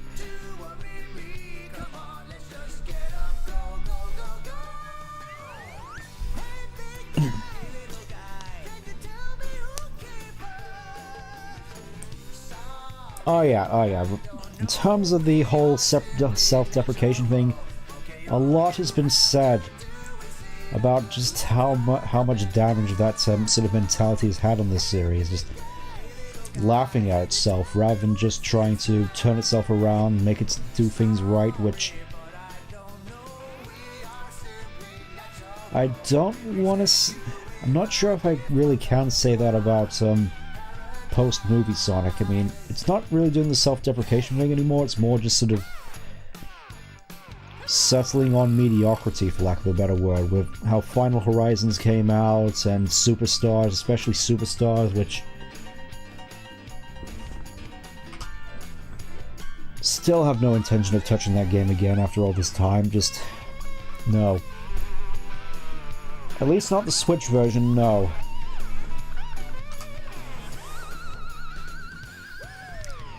But at the same time, that sort of settling on mediocrity, whether it be the more recent releases this year or the comics,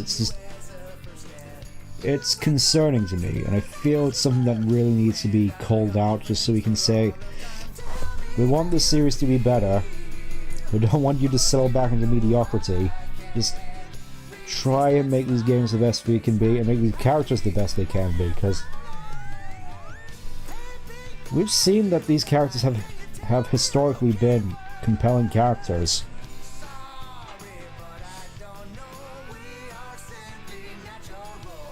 We just want to see them done justice, I suppose.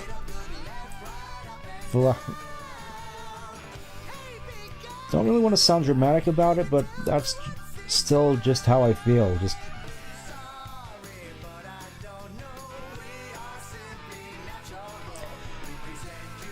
The weird thing is, with base Frontiers before Final Horizons, I came out of that game really feeling fairly hopeful, or at least more at peace with how I felt with the series, but I really feel with how the movies came out and Base Frontiers came out, I feel the series is still at risk right now of squandering that goodwill.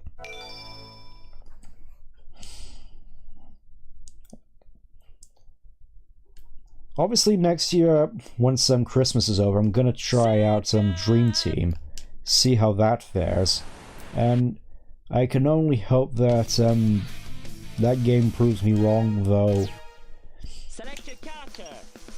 Given what I've seen with the more recent alleged pipeline for Sonic games, I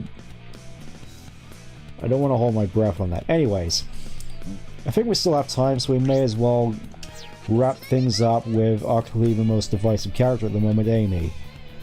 Oh boy, what can be said about Amy?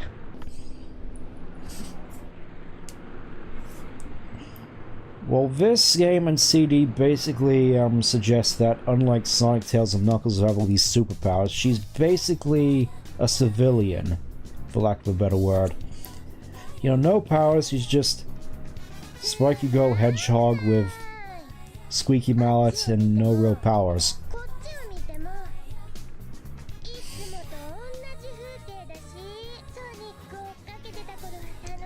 Yeah, I certainly hope that they're able to adjust after the reception of Final Horizons, because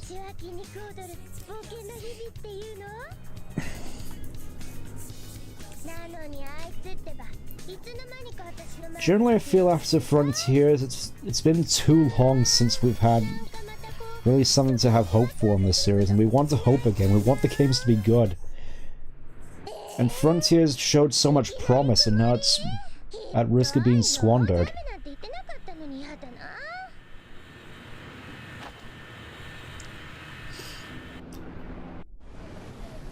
Still crazy how the cinematography in this game is just compare this to like the cutscenes in Final Horizons, where it's just you have all these dynamic camera angles and these dynamic zooms to showcase the scale of this massive flying fortress. It's great.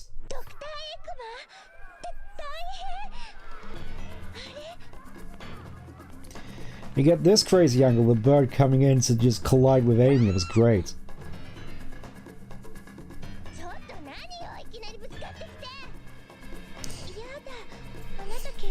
I'll be honest, I do definitely miss when Amy had a little bit of a temper to her.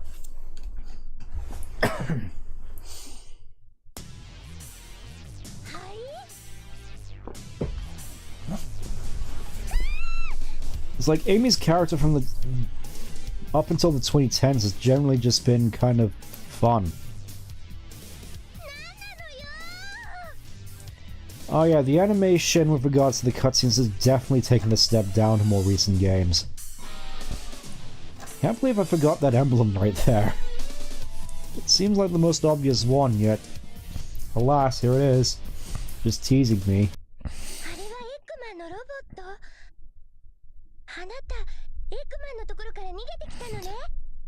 I feel that the cutscene fidelity might... Yeah, flat cinematography. I feel that might be something that gets fixed with the games getting a higher budget now, but again, I don't want to hold my breath. You don't know what could happen. Well, welcome to the channel, Skyzy. Hopefully you enjoy your stay. We're just getting started with Amy. Probably the last character I'm going to be playing tonight. Well, I'm in the shop now, but what do I say to him? I just don't know what to do. Oh, I get that feeling all the time. What happened to you? It looked like somebody was chasing you. They were. Creepy grabby hands robot, and yeah. For lack of a better term, Amy's mallet, despite it being portrayed as like Mjolnir in later games, like especially Murder of Sonic the Hedgehog, where apparently you can just crush a train. Here it's just a big squeaky mallet. Oh, hey, you made it. I was just getting started with Amy's playthrough. Hopefully this shouldn't take too long. She's technically the shortest in terms of playthroughs. Hello. Extra huge flying object heading for Station Square. No damage to the city yet, but residents are still panicking. An investigation is underway and rumor has it that Eggman is responsible. How terrible. Oh, there's Cream again, just glitching out again in the background. Look, there she goes. There she goes. Just... Oh boy. I know that's in the PC version. Cream is normally just glitched out. I probably have to look for a fix to that. Hey, so this is a neat little detail. All the people in Station Square actually know Amy. She's like a regular, like, citizen who actually socializes with all the people there. It's just something you generally don't see anymore. Oh yeah,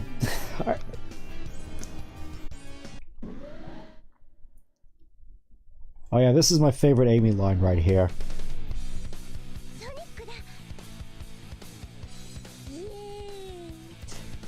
How many syllables were in that yay?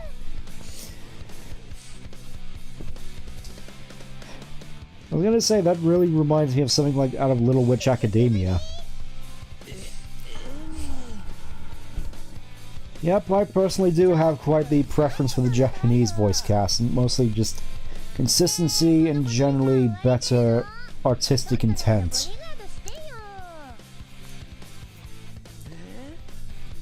Especially with how some of the localizations have been handled. Yep, I have no choice but to completely ditch. Look at him go.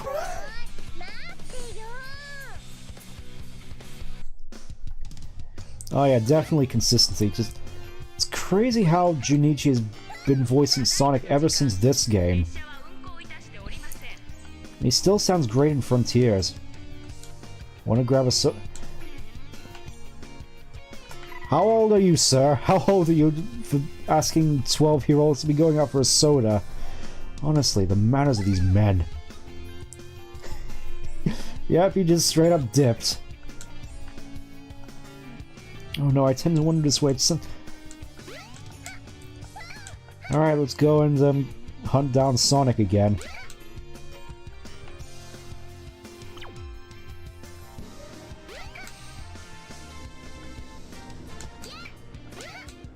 Okay, I'm sure YouTube generally just does that.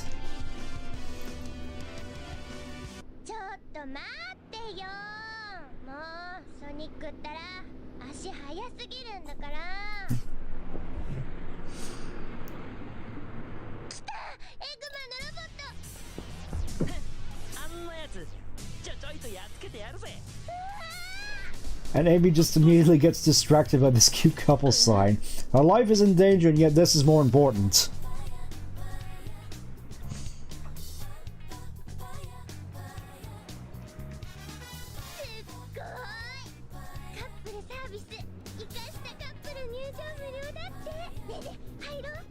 Cute couples getting free?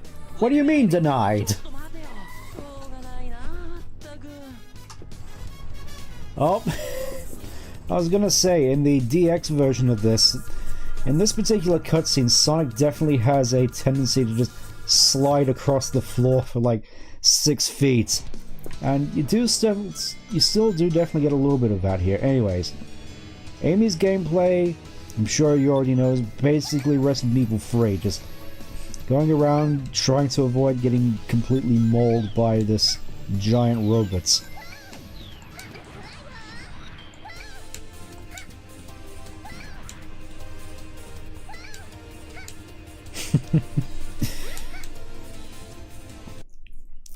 Yeah, that's definitely interesting. Just Amy's whole goal thing in Frontiers, just the whole I want to share love with the world thing, just even back when I first played, I thought seemed really quite vague, especially compared to how I normally expect her to act and judge from this game all the way up to Black Knight. I mean, at the very least I can say her characterization in the Japanese version of Frontiers was significantly better in that her whole thing was more so, oh hey, my going crazy trying to do everything for Sonic is more likely to get both of us hurt in the process, so maybe I should try figuring out myself before seeing how I want to move this relationship forward. I kind of feel that's definitely the direction they want to go in, but with the Western writers being Western writers and being all, oh, we can't have a girl doting after a boy. I don't think we're gonna... It's gonna be quite contentious going forward, because...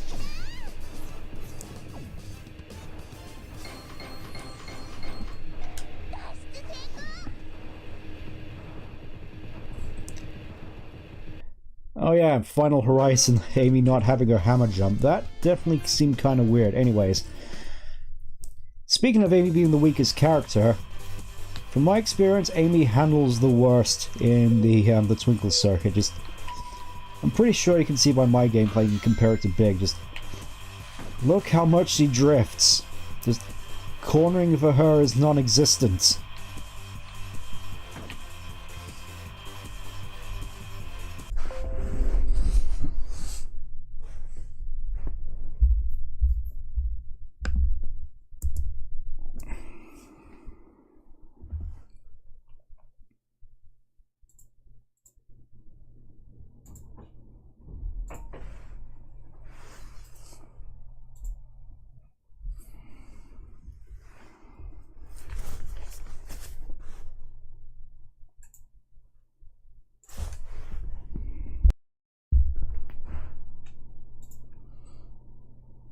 Sorry, just my, yeah, my internet just sort of gave out temporarily. Hopefully the, yeah, the stream seems to be back for now. Let's just try and keep going.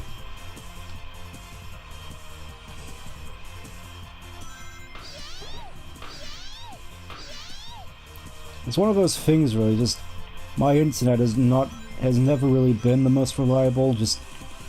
In the past especially, it's just had a tendency to just randomly disconnect and not work for like several hours.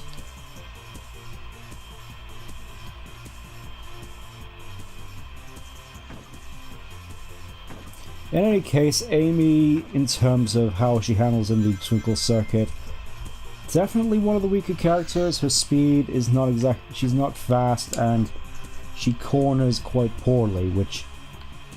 I mean, it's definitely interesting seeing all the various characters in Twinkle Circuit having their own stats, but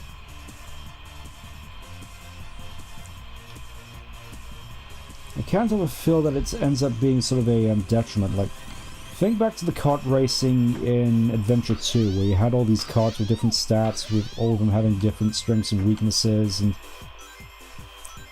here it's more just sort of, there's an objectively best kart racer here, and all the others are just middling levels of okay. Trying to remember what I was getting up to. I remember something about the hammer jump not being in Amy's moveset, which definitely feels just a strange omission to me. Just, I've had a lot of time to think since Frontiers, and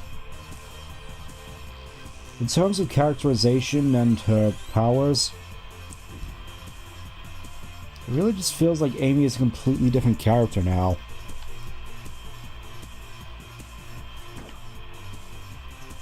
It's like, with Tails, but significantly worse, in my opinion, because at least Tails still uses his tails to fly, but Amy hardly uses a hammer at all in Final Horizon.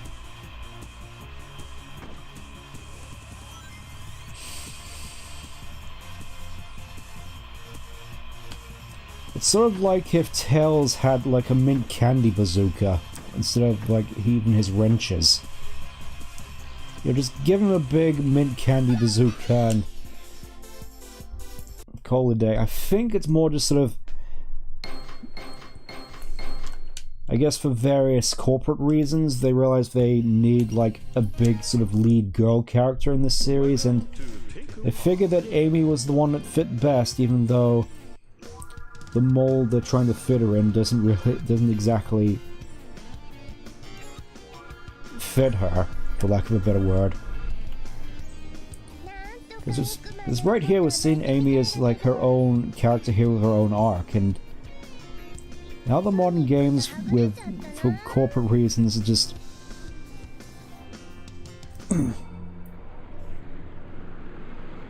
generally a detriment. Also, yeah, we got a little bit of a time little conflict here. Because according to Sonic's story, Amy gets captured in the morning after Sonic goes speeding through Speed Highway. Here, Amy gets immediately captured after Twinkle Park, meaning this basically takes place hours before Sonic was supposed to see this happen. As for the whole tarot card thing, I get where they were coming from with it, but again, it's like, it's an aspect of the character which, with further context, I feel has been massively conflated to the point where it's basically engulfed her entire character, because I feel that, from what I could gather, the whole tarot card thing was more so to try to make her seem like a normal girl, because I'm pretty sure back in like the 90s, girls Amy's age were really big into tarot cards.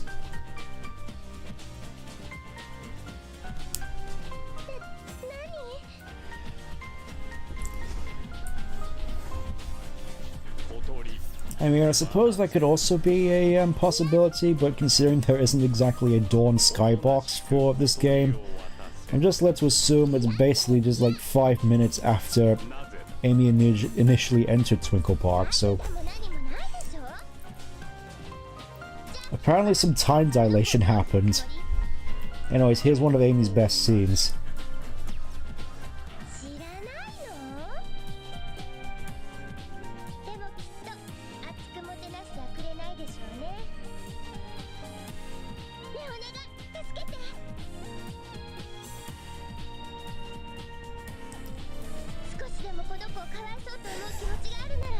I like how Gamma's just so nervous she backs away from the little girl and then does his little seizure dance.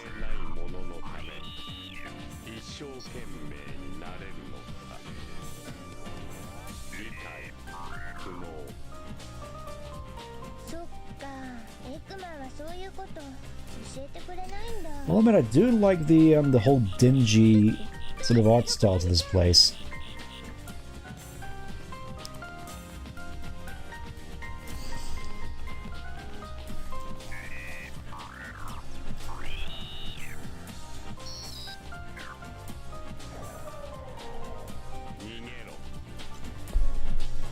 Yeah, with how Amy's tarot cards have been handled, I've heard it said that it would be basically like if Knuckles didn't use his fists and instead attacked enemies by throwing grapes at them, because they remembered that Knuckles likes grapes.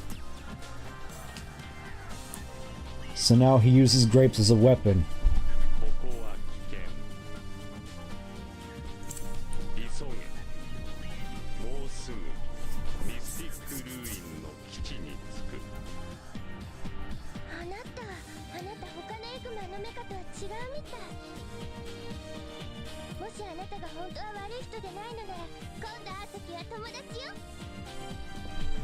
Sorry, I just wanted to let that scene sink in a little, because, like, this is Amy as opposed to the girl boss version of Amy, which would have probably just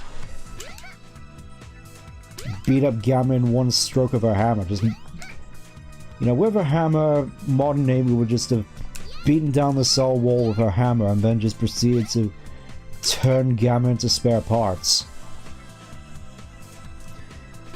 Yep, they realized from the Japanese manuals that Amy is just really big into tarot cards, which...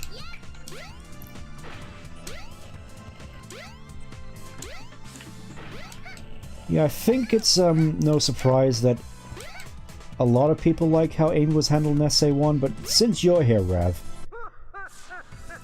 I am sort of curious as to whether the whole tarot card thing sort of inspired Alice's whole playing card gimmick or whether or not I'm missing something on that.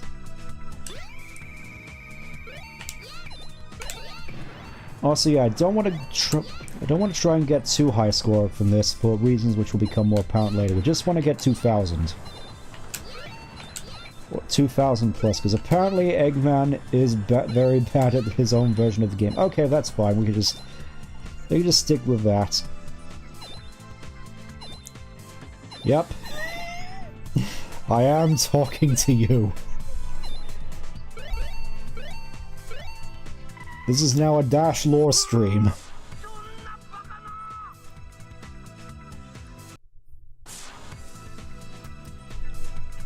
Yep, get the warrior feather.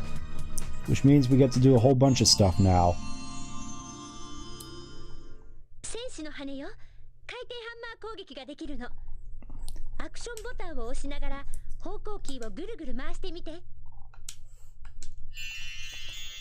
Okay. Now I'll have to check if I actually do have this. Yep, so with mods I've included, Amy can now move when she does the spin hammer attack, because the fact that Amy can only stand in one place when she does this seems kind of silly to me. When this is generally supposed to be, from my interpretation, a get off me style of attack.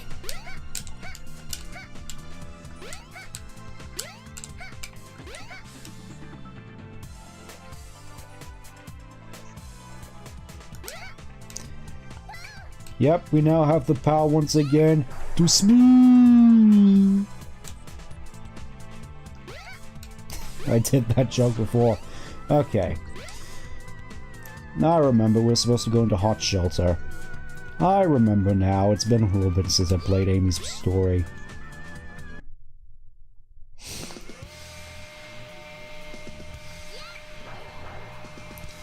Okay, just keeping it fairly simple. I can respect that.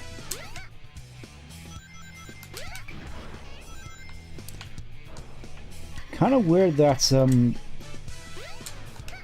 Amy is the only other character aside from Sonic who gets a full version of a level. Like, all the other characters only get part of a level, yet Amy gets an entire level all to herself. Hot shower? No, that's Casinopolis. Oh yeah, and I just remembered, Amy has an incredibly slow ladder climbing speed. I don't think it's quite as slow as Gamma's, but still pretty slow regardless.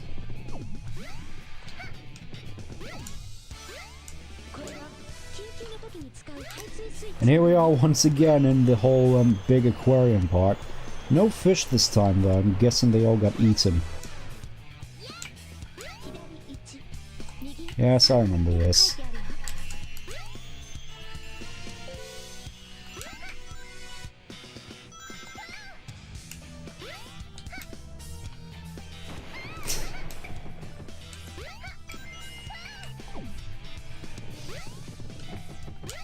Best character in this game, or you wanted to define that a little bit? There we go. That's how you're supposed to do it, just push the stairs, and Zero has weirdly just disappeared. Like, come on, Zero, I thought you were supposed to be grabbing me. Stop trying to grab me and grab me. And after venting, we arrive in the second act, which is in the lavatory.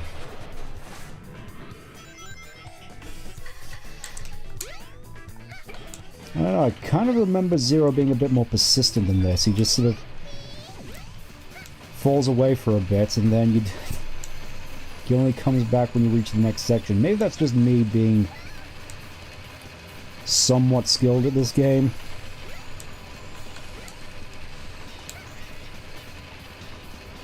Okay.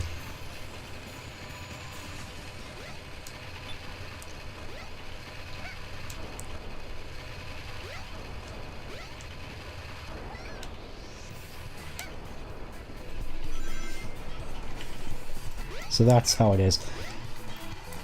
I gotta admit, I do quite like the stuff like this.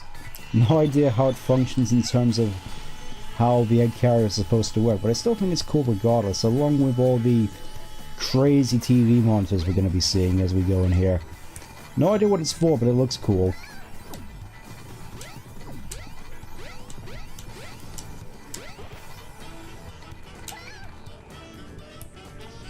I gotta admit, I did kind of forget just how fun Amy's hammer jump actually is. It just feels so freeform. It just feels like you can do a lot of it with this. Compared to like Frontiers where your jumping is super duper stiff. Come on, Amy, stop trying to pick it up and pick it up.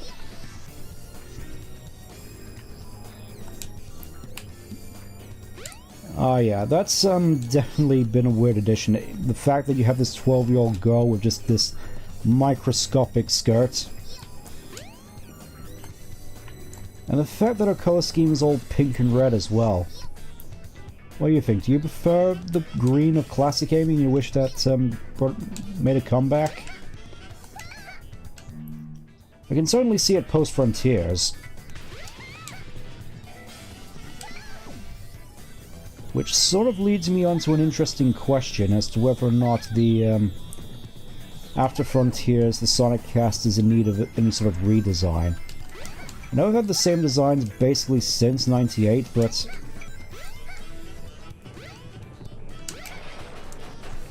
I think the movies have shown that some of the design conventions can be updated. Like, I think the best example would be Knuckles, where it actually has like a decent like upper body structure in the movie. Yeah, I know you don't. You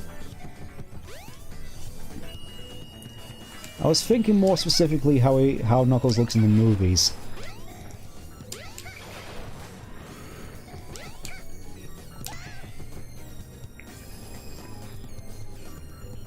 Oh yeah. Oh.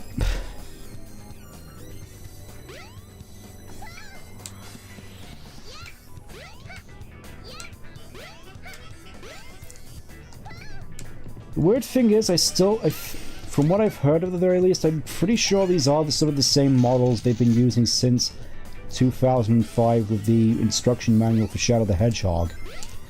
Like, I'm pretty sure that was the first time we saw the same Sonic render they've been using since all throughout the 2010s, which the fact that they've been getting a lot of mileage out of the model all the way back from 2005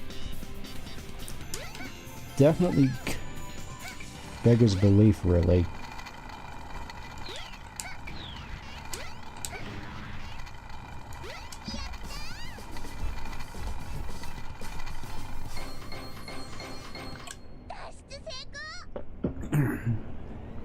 Then again, I don't think it's a controversial talking point to suggest that all the characters could really do models which could prove to be a bit more expressive, with eyebrows which actually move, as opposed to just emoting all the time with their eyelids. Like, see for example in this game. Right here. Amy's all sad and her eyelids are going down and her ears flop down. You can tell she's sad just from her silhouette. With the ears and whatnot, and yet you'd think the whole animal characteristics would play a bigger role in their expressions. Like, you know, if Tails is excited, you could see his tails flapping about, wagging. But nope. Tails, just like everyone else in this game, is completely just immobile. Like, could you imagine how adorable that would be for Tails? Like, you see him really excited and his tails all rev up with excitement and he's just... Like, imagine that just being super cute and yet we never see that. Something which seems so obvious yet we never get.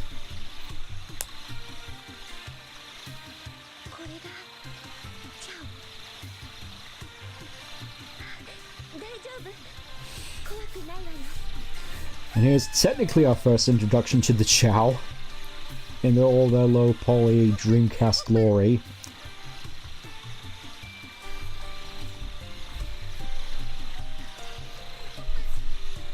They had to look more like the chow fruit you feed them in Adventure 2.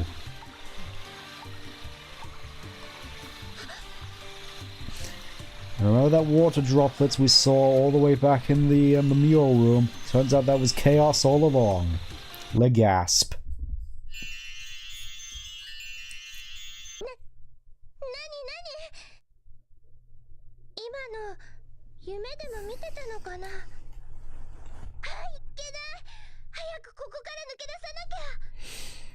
And we're already 2/3 of the way through her story. Let's get a move on then. We're losing daylight. I mean, we've lost daylight, but you get what I mean.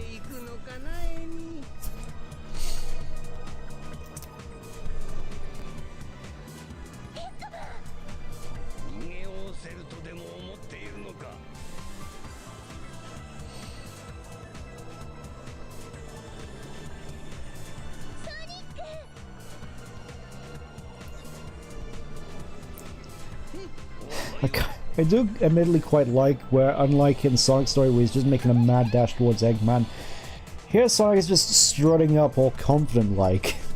It's great. It's just another one of those little details, just how Amy perceives Sonic in this instance. Just another one of those things which I definitely appreciate about this game, just how the perspective play out in all the different cutscenes from animations to voice work. Helps to make each and every playthrough just a lot more unique, because we've already seen this with Tails, and yet there's notable differences in perspective.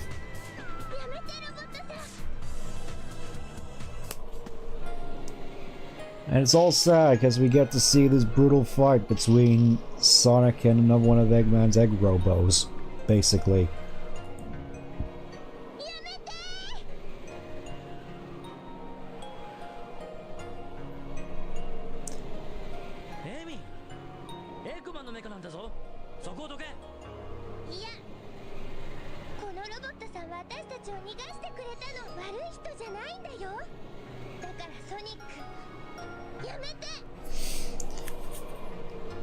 Again with the voice work, I just love how much more, I guess, serious it is in Japanese as opposed to dub Amy just being like, please stop.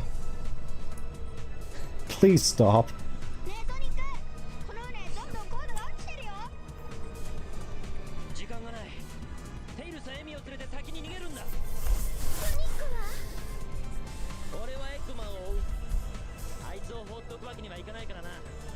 Yeah, that's another big thing which I think a lot of people miss about Amy. Just this big moment where she's actually willing to stand up to Sonic.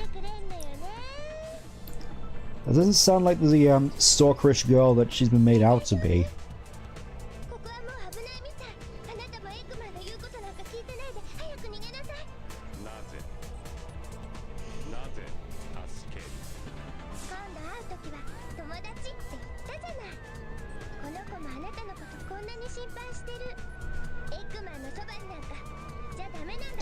I didn't really want to admit this about Amy's model, but I still can't help but notice that her model in particular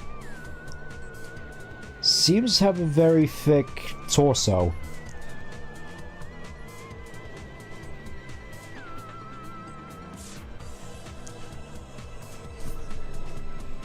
I mean, I wouldn't be so certain about that. She only really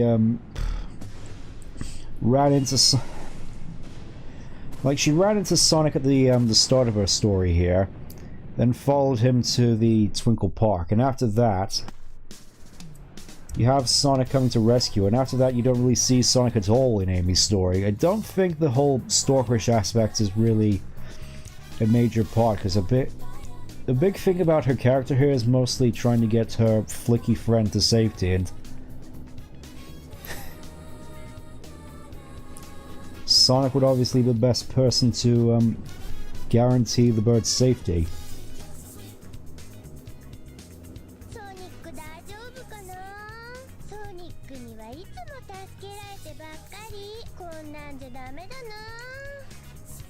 And here she is going through basically the same arc as Tails, except from a different perspective. Meanwhile, of course, at this point in time, Station Square is currently being nuked.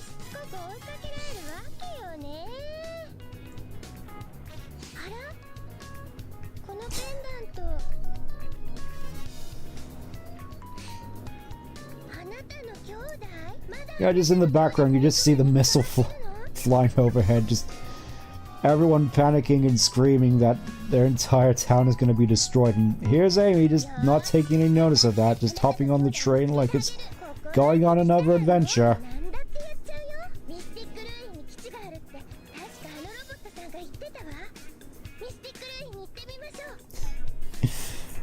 This whole cutscene is just so funny to me with that extra context. Amy being blissfully aware that the city around her is currently just being nuked. Anyways, there's a reason why I scored such a low score in the Hedgehog Hammer, and that's because I want to go back here real quickly. For a reason which will become more apparent very soon.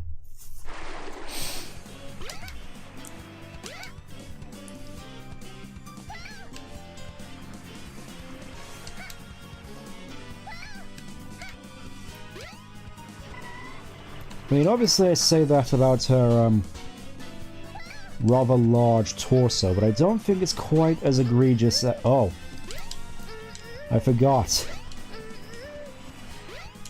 One of the mods I added also gave Amy her a double jump. Obviously it's not exactly the most useful double jump, being more on par with something you'd see in Forces, but it's there. But yeah, in terms of weird design choices with Amy, I don't think it's quite as bad as her Adventure 2 battle render. At least in the instruction manual, where she has just weirdly large chest, for lack of a better word.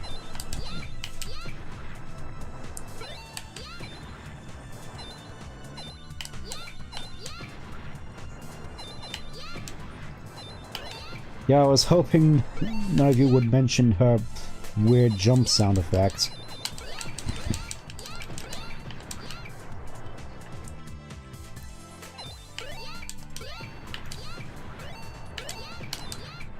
There we go, 4,000 points. Just let the time run out, and I think we have enough for Amy's second upgrade.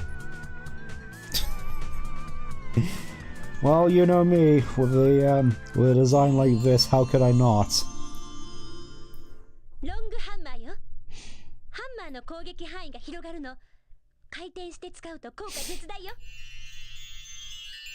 Could you imagine if Amy's color scheme matched the long hammer here with the addition of like green and purple?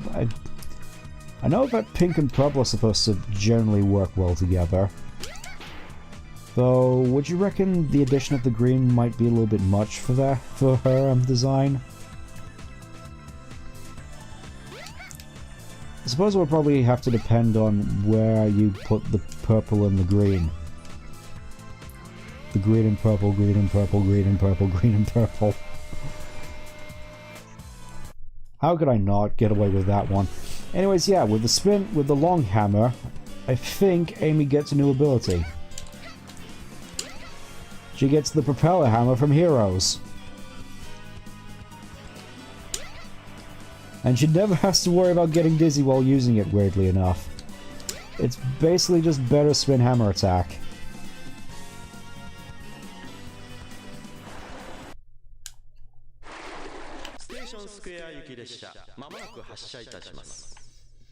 Oh yeah, that's probably been a while since I've seen it though. I'll have to check on that at a later date. But yeah, with the propeller hammer and her hammer jump, Amy's movement options now have been widely opened up. So let's see what we can do here. Look at this, just being able to glide over everything. I mean, obviously it's not quite as powerful as Knuckles' glide in that sense of just being able to cover distance, but Like, given the additional height you can get, it's definitely a great little movement option.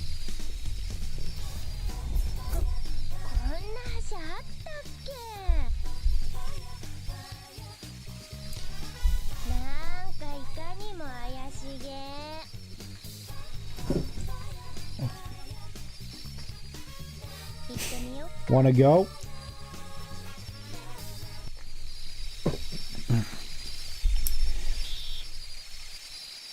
Amy just seems so blasé about this whole thing. Anyways, yeah, here we are again. You'd think that Amy would have a reaction to seeing Metal Sonic here, but I guess not. And here we are already with Amy's last level. Crazy how time flies. Just have to remember how to actually go about doing this.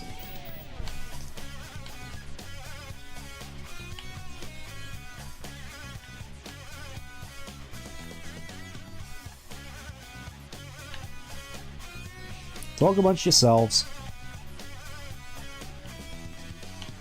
There we go.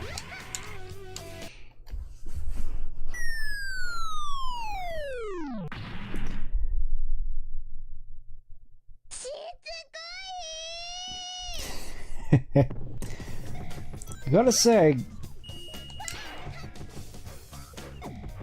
I do kind of find the whole sort of classic bit crust sound effects to be quite charming in this, but yeah, this might arguably be Amy's weakest level, potentially. I mean, Swinklepark is obviously the strongest. Oh yeah, and I can also do this. Long hammer also means instant spin hammer attack. I don't have to worry about charging it up, so meaning I can basically bulldoze for everything now.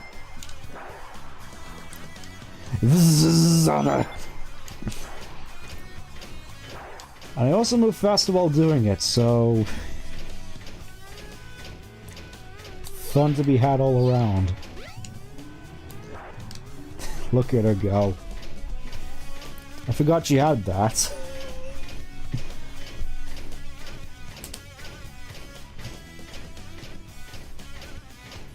So yeah, mods have basically made it so getting the long hammer is a bit more worth it in the long run. Just seeing her being able to just do this. And here we come to the most intense puzzle in the entire game, of course. How the puzzle works, you pick a door, Eggman laughs at you for a bit, and then you just pick another one.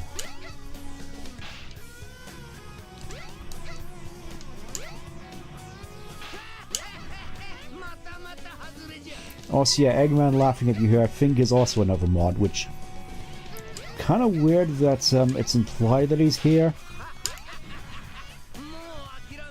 I mean, I think this is supposed to take place at the same time Sonic is running through Final Egg as well, but there we go. And just like that, we just hop over here, spin through this Batnik, and that's basically Amy's level over in under 2.5 minutes.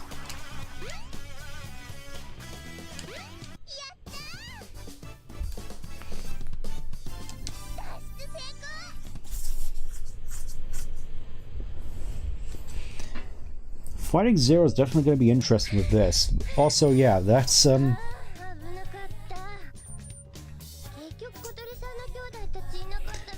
basically all of Amy's level she has the least in the game. Even without the crazy spin hammer, I'd definitely say her gameplay's been a bit more. It's definitely been better than Big's, or at least more conducive to this game.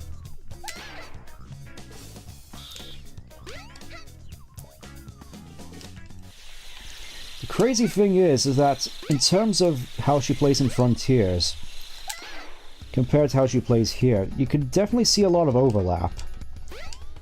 Like, you could easily just replace the cards with her hammer spin. I don't think nearly as many people have as much of an issue with her her moveset.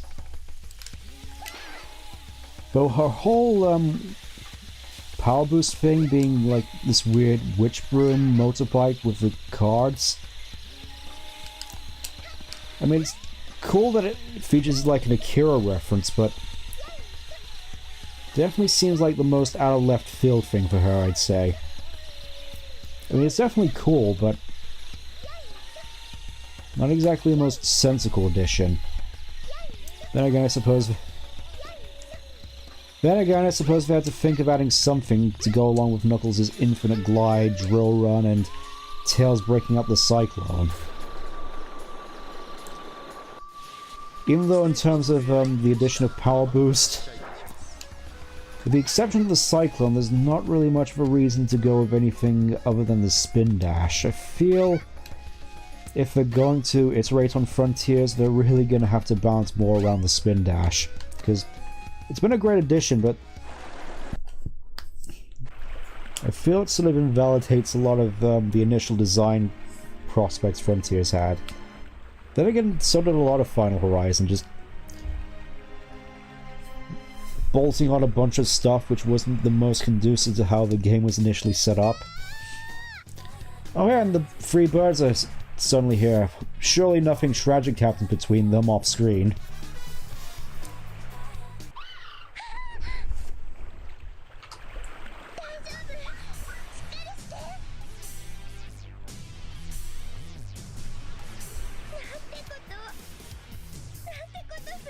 You've done it now.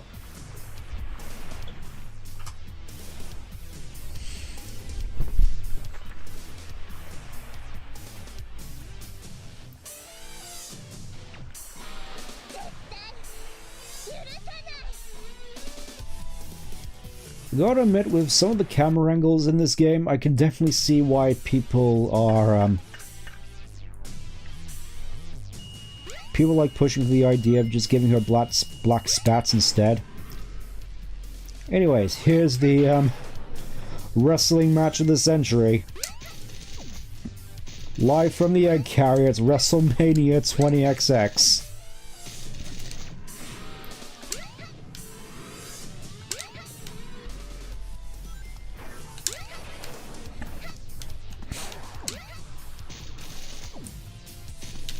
Also, yeah, Propeller Hammer definitely sort of trivializing this a little bit. It's just me not being careful with his Mario Party-esque jump ropes. Of course you'd say that.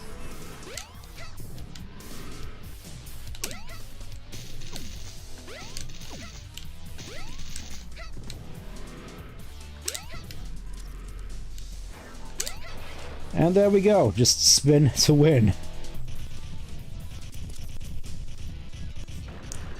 Gotta admit, in terms of boss fights, while that one was certainly simple, I still thought it was fun.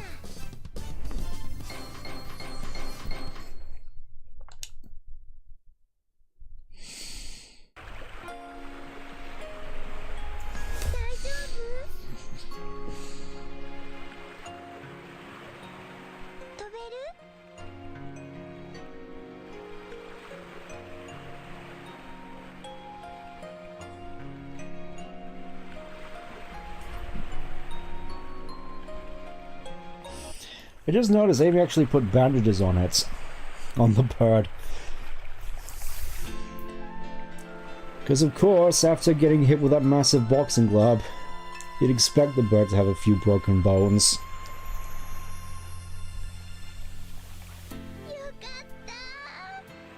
Okay, the bandages are gone. I think that was just my imagination.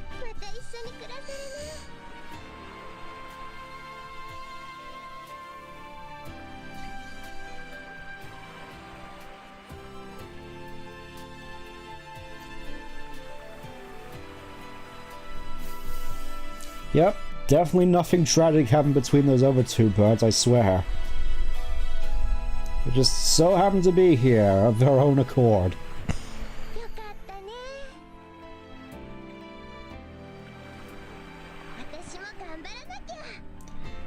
And thus, On going on this adventure and defeating her nemesis, Amy is affirmed to go on to basically do the same thing as Tails. Become her own breed of hero.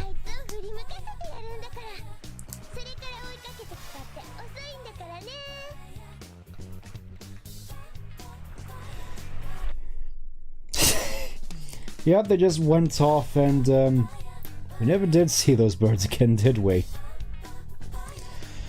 But yeah, from my understanding from this game, Amy was definitely supposed to have a character arc similar to Tails, where she does become her own, start to make the move towards becoming her own breed of hero, except, of course, Amy's a little bit further back compared to Tails, because, of course, Tails has already proved himself with, at the time, Sonic 2 and Sonic 3, where he went off to the space to help Sonic defeat the Death Egg twice. Whereas Amy hadn't quite had that sort of level of experience yet, so she's starting a little, one more upstart, of course. Starting a little bit further behind from Tails, but she's definitely on the path to becoming her own breed of hero similar to him. Which I feel can definitely be seen in Adventure 2, thinking about it, where Tails is obviously in command, he's a lot more confident, he's taking charge of the situation, whereas Amy, she's trying to do the same thing as Tails, but goes in a little bit more in way over her head. Where she wants to help, she wants to be heroic, but ends up just getting held at gunpoint, because, again, way in over her head. But then ultimately ends up saving the day in a way that only she can, by appealing to Shadow's humanity. It's in the same way she did with Gamma. I definitely feel there's definitely room for an interesting arc with Amy, only for it to get immediately derailed with Heroes suddenly making her as capable as Sonic immediately and starting the whole Yandere-esque obsession with him, which honestly I'm sort of debating where it was at its worst, whether it was with X in 06 or in Battle, where she had an entire room decorated with Sonic paraphernalia and somehow was able to manifest her own hallucination of Sonic to fight Rouge. Sonic Battle was crazy, man. I kind of want to play it on stream sometime. Then again, I want to play a lot more Sonic streams on the channel. Partially because I feel I get a lot more enjoyment out of them with how I'm able to progress with them. Mostly because the algorithm seems to like them more. I mean, I don't mind. I like these games.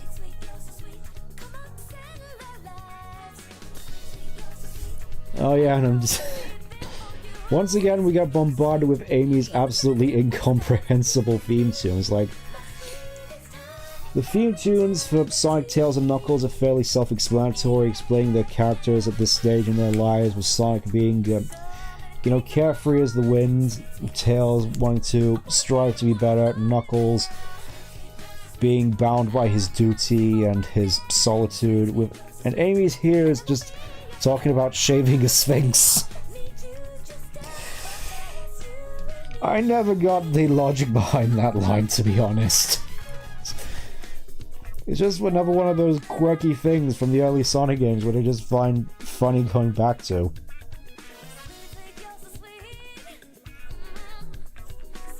It is certainly strange, though, I must admit. With all the callbacks the series has been making to the earlier games, I'm surprised they haven't brought back the character themes. Given they're, for the most part, a great exemplification of what these characters should be and are, for the most part, linked with them. I felt it could have been interesting going the same route Adventure 2 went, where with each game, each character has a different rendition of their own theme, reflecting how they're reflecting their character going into the events of that specific game. Like, could you imagine like a more somber version of Believe in Myself or My Sweet Passion in Frontiers.